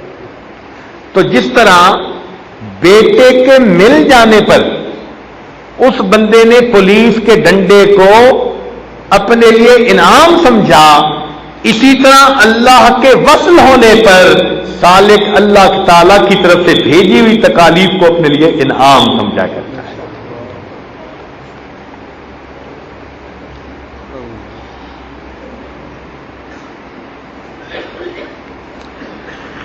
فرماتے ہیں 2 کاموں میں فرق نہ آئے تو کوئی غم نہیں، یعنی 2 باتیں غم کے قابل ہیں اگر ان میں فرق آ جائے۔ 2 باتوں میں فرق نہ آئے تو کوئی غم نہیں۔ کیا فرمایا؟ 2 باتوں میں فرق نہ آئے تو کوئی غم نہیں۔ اونچا بولیں۔ 2 باتوں میں فرق نہ آئے تو کوئی غم نہیں، ایک اتباع سنت، دوسرا محبت شیخ۔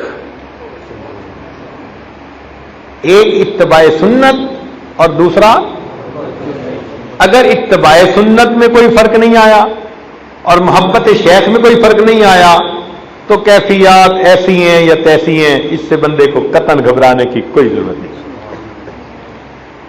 کیا ٹھوس بات کہی ہے۔ کہ دو چیزوں میں فرق نہ آئے تو کوئی غم نہیں. دو چیزوں میں فرق آ گیا یہ بڑے غم کی بات ہے.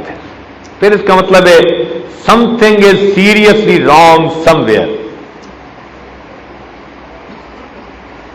دو باتوں میں فرق نہ آئے تو کوئی غم نہیں. دو باتوں میں فرق نہ آئے تو کوئی غم نہیں. ایک بات اتباع سنت اور دوسری بات محبت شیخ. اگر محبت شیخ میں کمی نہیں اور اتباع سنت میں کمی نہیں، فرماتے ہیں کچھ بھی ہو جائے سالک کو پرواہ کرنے کی کوئی ضرورت نہیں. بات کلیئر ہو گئی؟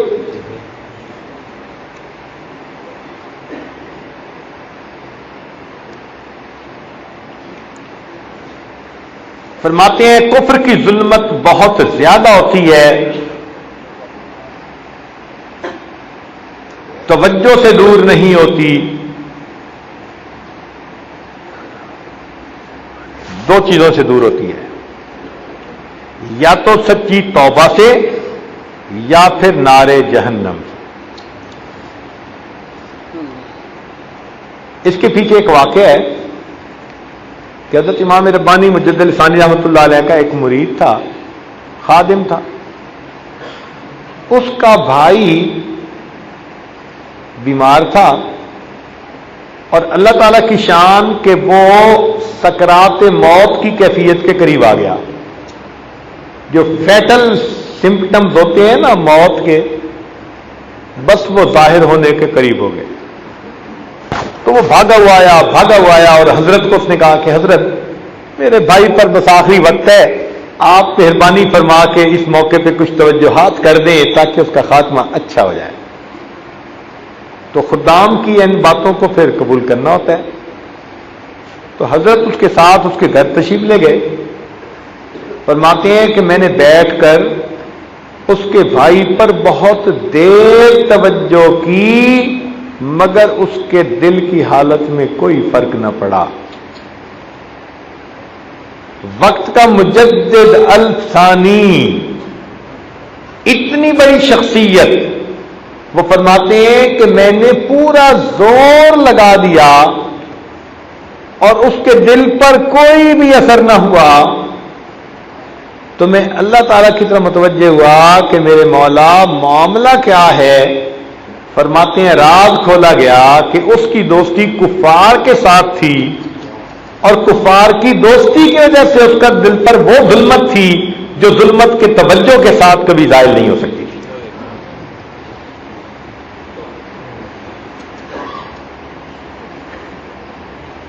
وہ ظلمت یا توبہ سے دھل سکتی ہے یا پھر بندے کے لیے نارے جہنم میں جانے سے دھل سکتی ہے.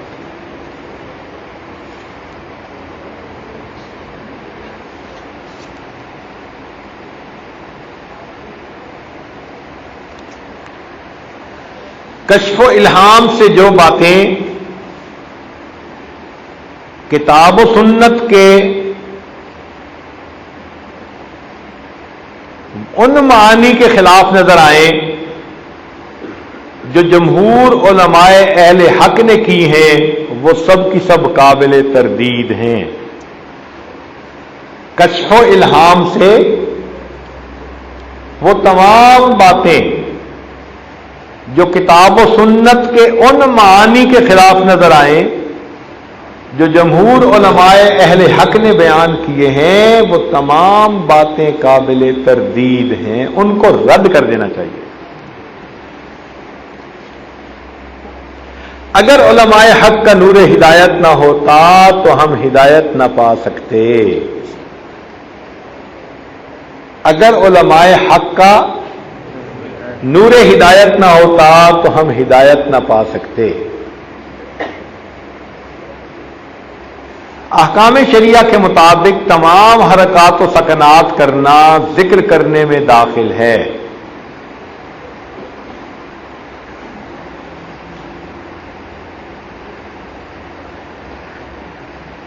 فرماتے ہیں حلت و حرمت کے معاملات میں صوفیہ کا قول معتبر نہیں.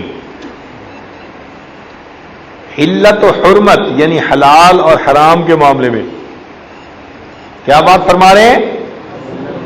حلت و حرمت کے معاملات میں صوفیاء کا قول معتبر نہیں، ابو یوسف اور امام محمد کا قول معتبر ہے، نہ کہ ابو بکر شبلی اور ابو الحسن نوری کا۔ فرماتے ہیں جفائے محبوب وفائے محبوب سے زیادہ لذت بخش ہوتی ہے۔ جفائے محبوب وفائے محبوب سے زیادہ لذت بخش ہوتی ہے۔ جفائے محبوب وفائے محبوب سے زیادہ لذت بخش ہوتی ہے۔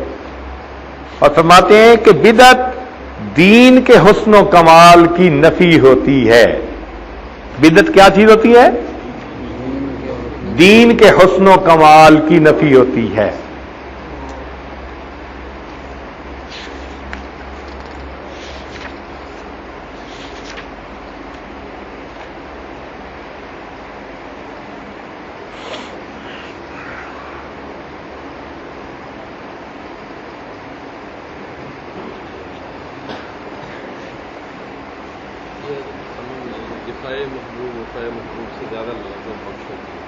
یعنی اللہ تعالیٰ کی طرف سے جب انعامات مل رہے ہوتے ہیں، اس کی بجائے جب اللہ تعالیٰ کی طرف سے تکالیف مل رہی ہوتی ہیں، اس وقت میں سالک کی ترقی زیادہ ہو رہی ہوتی ہے۔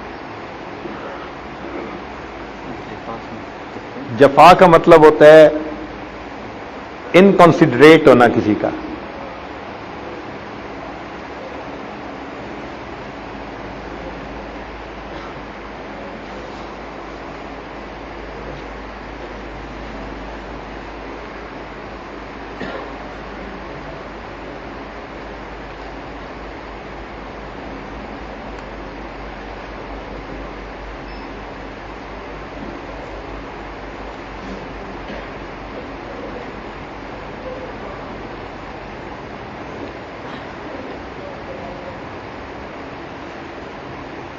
جی فرماتے ہیں عقل معاد۔ عقل معاد کسے کہتے ہیں؟ دور اندیش عقل۔ عقل معاد کس کو کہتے ہیں؟ دور اندیش عقل لذات باقیہ کو چھوڑ کر لذات فانیہ کی طرف توجہ نہیں کرتی۔ عقل معاد لذات باقیہ کو چھوڑ کر لذات فانیہ کی طرف توجہ نہیں کرتی۔ اور فرماتے ہیں کہ تصوف اضطراب کا دوسرا نام ہے۔ تصوف کس کا نام ہے؟ اضطراب کا دوسرا نام۔ جو پکا صوفی ہوتا ہے نا وہ مضطرب ہوتا ہے، ہر وقت اللہ تعالیٰ کا دھیان، اللہ کی طرف بڑھنا، اللہ تعالیٰ کو راضی کرنے کے لیے کوشش کرنا، اس کے دل میں آگ لگی ہوتی ہے۔ اس آگ کا دوسرا نام تصوف ہے۔ اور جب یہ آگ ٹھنڈی ہو جاتی ہے نا اندر کی، تو تصوف بھی رخصت ہو جاتا ہے۔ تو صوفی کے سینے میں انگارے ہوتے ہیں اللہ تعالیٰ کی محبت کے، اور جب یہ انگارے بجھ جائیں اور راکھ رہ جائے تو بندے کا تصوف میں کوئی حصہ نہیں رہتا۔ اضطراب ہوگا تو راتوں کو اٹھے گا نا، اللہ کو منائے گا، غم زدہ رہے گا۔ نبی علیہ الصلوۃ والسلام متواصل الحزن، زیادہ وقت غمگین رہا کرتے تھے۔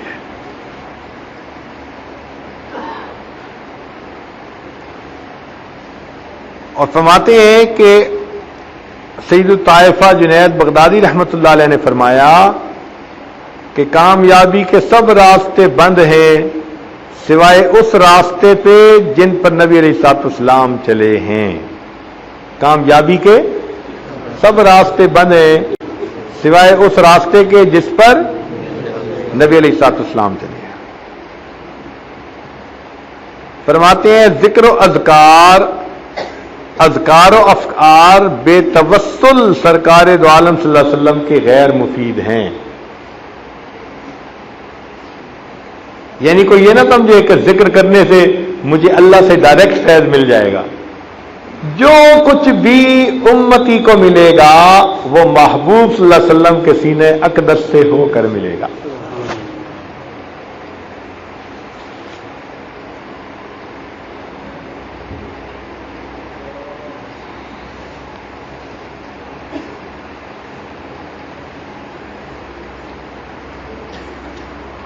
شیخ ابو سعید ابو الخیر رحمۃ اللہ علیہ فرماتے تھے کہ ہوا میں اڑنا کوئی کمال نہیں، مکھی بھی ہوا میں اڑتی ہے. ہوا میں اڑنا کوئی کمال نہیں، مکھی بھی ہوا میں اڑتی ہے. پانی پہ تیرنا کوئی کمال نہیں، تنکا بھی پانی پہ تیرتا ہے. تھوڑی دیر میں زمین کا زیادہ سفر کر لینا طی الارض، یہ بھی کوئی کمال نہیں کہ شیطان بھی پلک چھپکنے میں دنیا کے ایک کونے سے دوسرے کونے تک پہنچ جاتا ہے. تو فرماتے ہیں کہ مرد وہ ہے جو مخلوق کے درمیان نشست و برخاست رکھے پھر بھی اللہ تعالی سے غافل نہ ہو. مرد کون ہے؟ ہوا میں اڑنے والا مرد نہیں، پانی پہ چلنے والا، یہ کوئی ایسی خاص باتیں نہیں. اصل بات کیا ہے؟ مرد وہ ہے کہ جو مخلوق کے درمیان نشست و برخاست رکھے اور پھر بھی اللہ تعالی سے ایک لمحہ کے لیے غافل نہ ہو.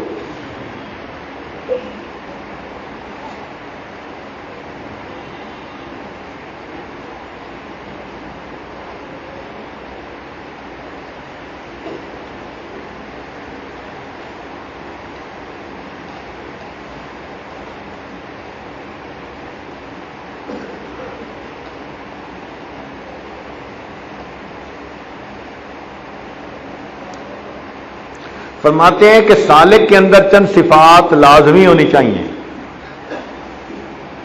سالک کے اندر چند صفات لازمی ہونی چاہیے. ایک تو یہ کہ حوادث سے متذبذب نہ ہو.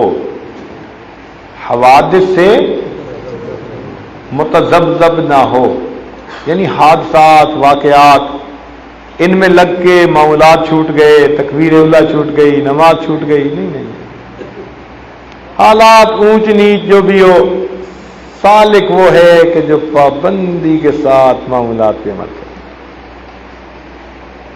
عیوب غیر پر نظر نہ کرے، غیروں کے عیوب کے اوپر نظر نہ کرے، اپنے کو دوسرے مسلمانوں سے ترجیح نہ دے، اپنے کو دوسرے مسلمانوں سے ترجیح نہ دے، مساکین کے ساتھ ہم نشینی رکھے. کن کے ساتھ؟ مساکین کے ساتھ ہم نشینی رکھے. سلف صالحین کے حالات سامنے رکھے، سلف صالحین کے حالات کو، غیبت سے بچے، امر بالمعروف اور نہی عن المنکر کرے. پھر ایک عجیب بات فرماتے ہیں، جو حسنات کا شوق رکھے، سیئات کا خوف رکھے، حدیث کے مطابق وہ شخص مومن ہوتا ہے. جو حسنات کا شوق رکھے اور سیئات کا خوف رکھے، حدیث کے مطابق وہ مومن ہے. اور ایک عجیب بات لکھتے ہیں، فرماتے ہیں کہ طریقت کی کیا مجال ہے کہ وہ شریعت کا انحراف کرے. طریقت کی کیا مجال ہے کہ وہ شریعت کے احکام سے انحراف کرے.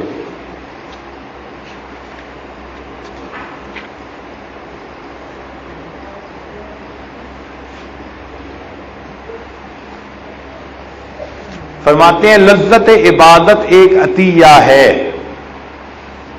لذت عبادت ایک عطیہ ہے. تحصیل طاعات میں کوشش کریں. تحصیل طاعات سے کیا مراد؟ عبادت کرنے میں. عبادت کرنے میں کیا کریں؟ عبادت کرنے میں کیا کریں؟ اونچا بولیے. عبادت کرنے میں کیا کریں؟ تو عبادت کرنے میں کوشش کرتے رہیں مگر امید نجات اللہ تعالی کی رحمت سے وابستہ رکھیں.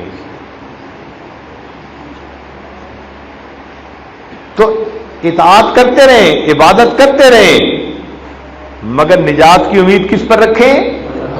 اللہ تعالی کی رحمت.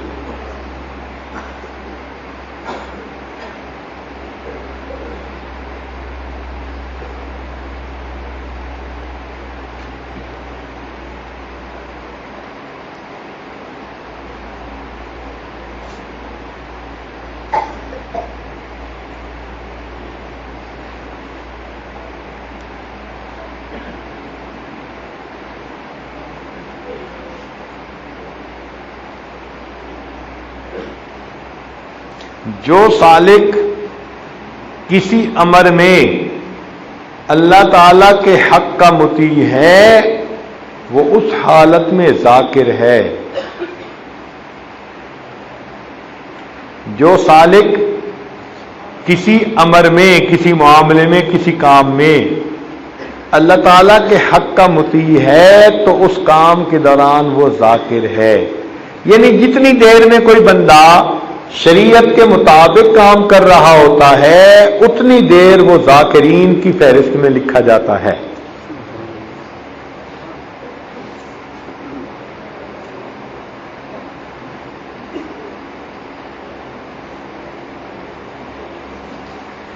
فرماتے ہیں کہ منامات پر اعتبار نہ کریں. ہمارے بعض دوستوں کو نا خوابوں کا بہت ہی شوق رہتا ہے. کچھ تو خوابوں کے شہزادے ہی ہوتے ہیں. روز نیا خواب سن لو ان سے. تو فرماتے ہیں کہ منامات پر اعتبار نہ کریں.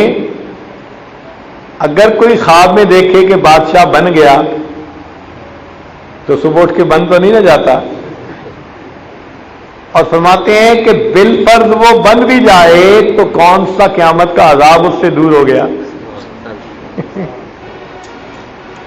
کہتے ہیں کہ اگر بالفرض وہ بن بھی گیا تو کون سا قیامت کا عذاب اس سے دور ہو گیا.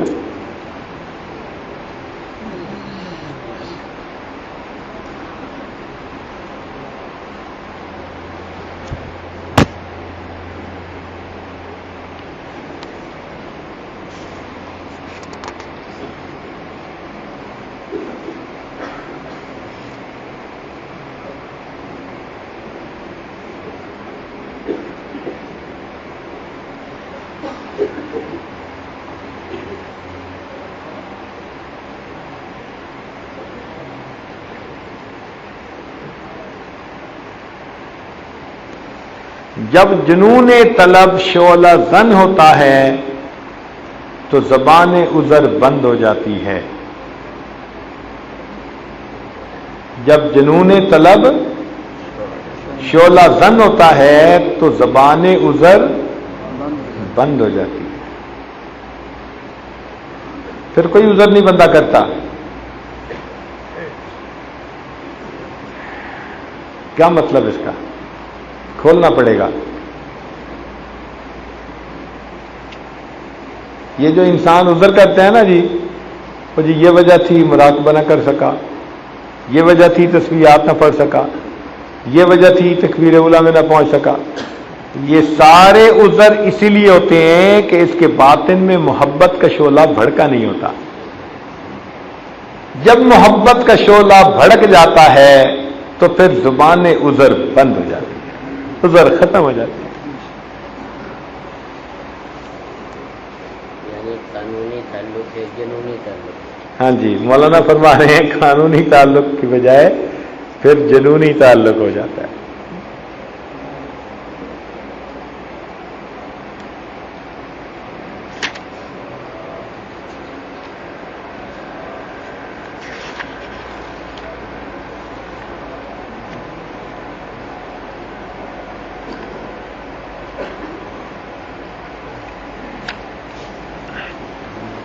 انفاس رحیمیہ سے کچھ ملفوظات ہیں. شاہ عبد الرحیم دہلوی شاہ عبداللہ مدثری رحمۃ اللہ کے والد گرامی تھے.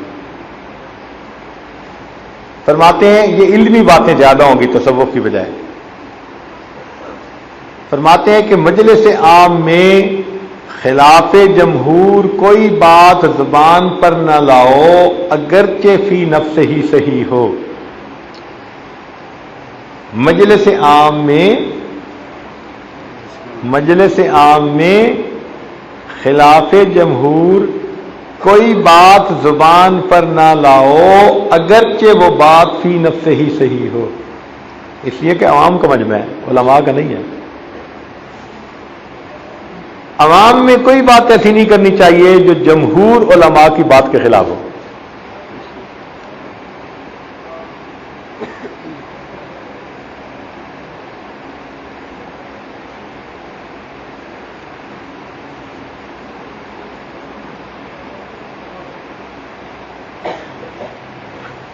چلنے پھرنے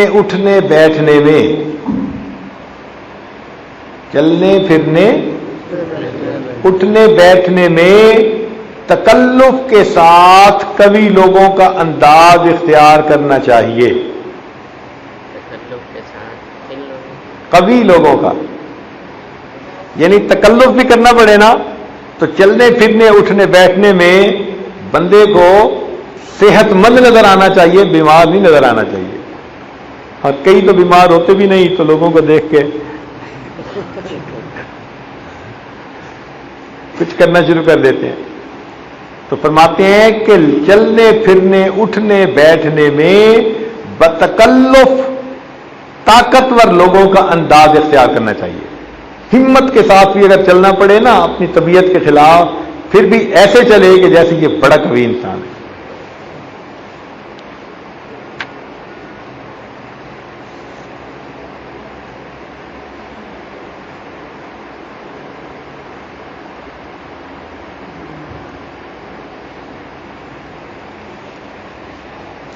طالب حق بیگانوں میں چلا جائے تو اس کو چاہیے کہ جلدی اٹھ جائے.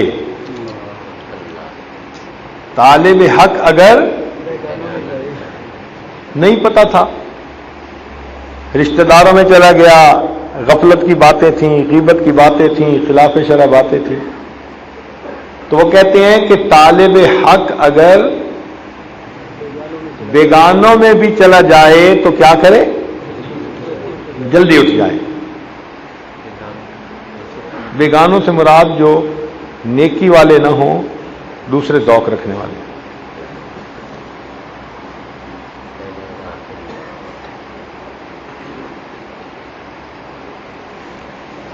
فرماتے ہیں اگر شیخ کامل نے طالب صادق پر ایک بار توجہ کر کے قید ہستی سے آزاد کر دیا تو کافی ہے. اگر شیخ کامل نے طالب صادق پر ایک بار توجہ کر کے قید ہستی سے آزاد کر دیا تو کافی ہے. مشغول بحق رہے، موت سے پہلے کام مکمل ہو جائے گا. مشغول بحق رہے، موت سے پہلے کام مکمل ہو جائے گا. یعنی اگر شیخ نے ایک دفعہ انجن سٹارٹ کر دیا ہے نا، پھر گھبرانے کی بات کوئی نہیں.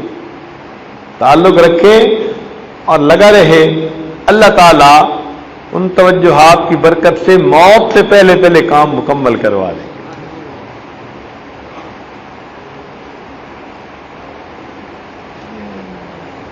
فرماتے ہیں سال ہا سال قبض کی کیفیت رہے تب بھی نا امید نہ ہو.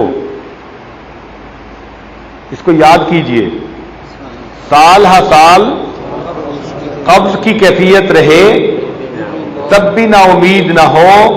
کیا عجب اس استقامت کی برکت سے ایک لمحے میں نعمت عظمی نصیب ہو جائے. سال ہا سال قبض کی کیفیت رہے تب بھی نا امید نہ ہو. کیا عجب اس استقامت کی برکت سے ایک لمحے میں نعمت عظمی نصیب ہو جائے.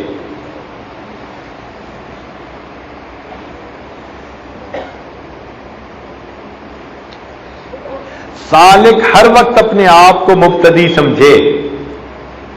سالک ہر وقت اپنے آپ کو پرائمری کا اسٹوڈنٹ سمجھے.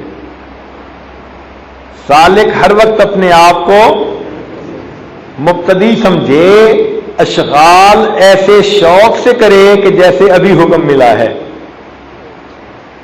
اشغال ایسے شوق سے کرے کہ جیسے ابھی حکم ملا ہے.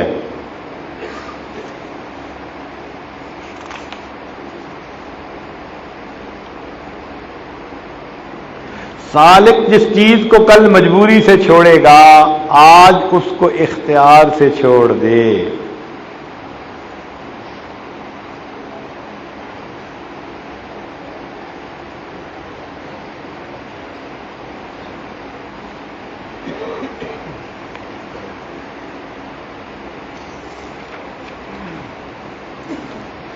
مقصود حاصل کرنے کے لیے اہل اللہ کے سامنے اپنے آپ کو مکمل سپرد کر دے. مقصود حاصل کرنے کے لیے اہل اللہ کے سامنے اپنے آپ کو سپرد کر دے.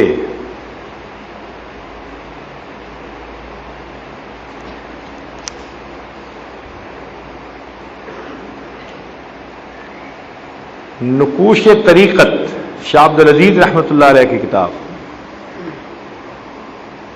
فرماتے ہیں کہ غلبہ حال میں ناروا کلمات نکل جانا معذوری ہے.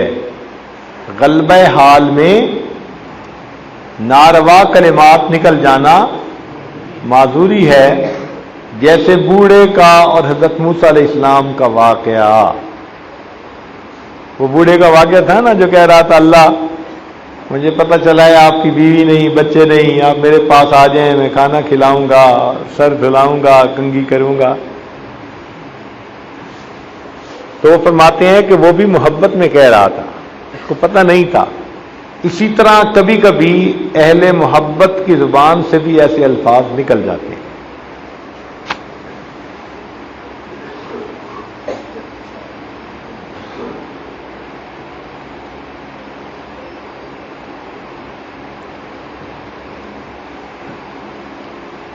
شیخ عبد القادر جیلانی رحمۃ اللہ علیہ کا ایک فرمان نقل کرتے ہیں.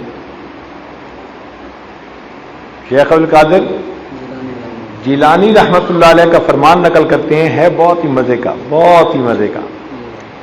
فرماتے ہیں کہ اسم اعظم اللہ ہے. کیا فرماتے ہیں؟ اور امام اعظم ابو حنیفہ رحمۃ اللہ علیہ کا بھی یہی مذہب تھا. وہ بھی فرماتے تھے کہ اسم اعظم اونچا بولیے, اسم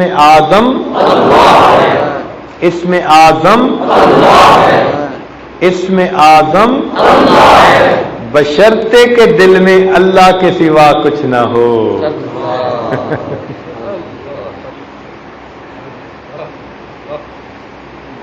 کیسی پیاری بات کہی ہے. وہ فرماتے ہیں کہ اسم اعظم اللہ ہے بشرطے کے دل میں اللہ کے سوا کچھ نہ ہو. ہمارا دل چونکہ غیر سے بھرا پڑا ہے اس لیے ہماری زبان سے اللہ کا لفظ نکلتا ہے تو اثر ہی کوئی نہیں کرتا.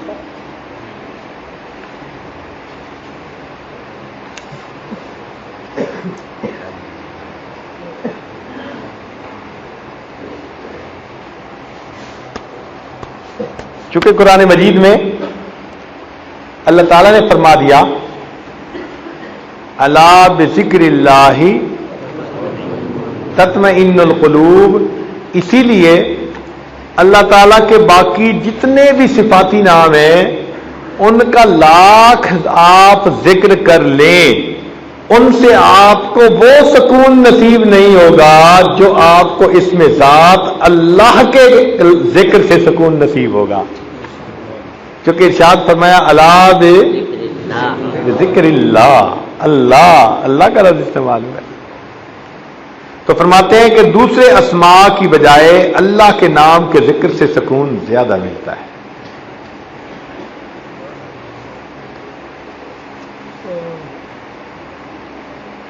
فرماتے ہیں کہ فنا اور بقا کا کمال یہ ہے کہ محبت کے ساتھ اتباع شریعت بھی نصیب ہو جائے.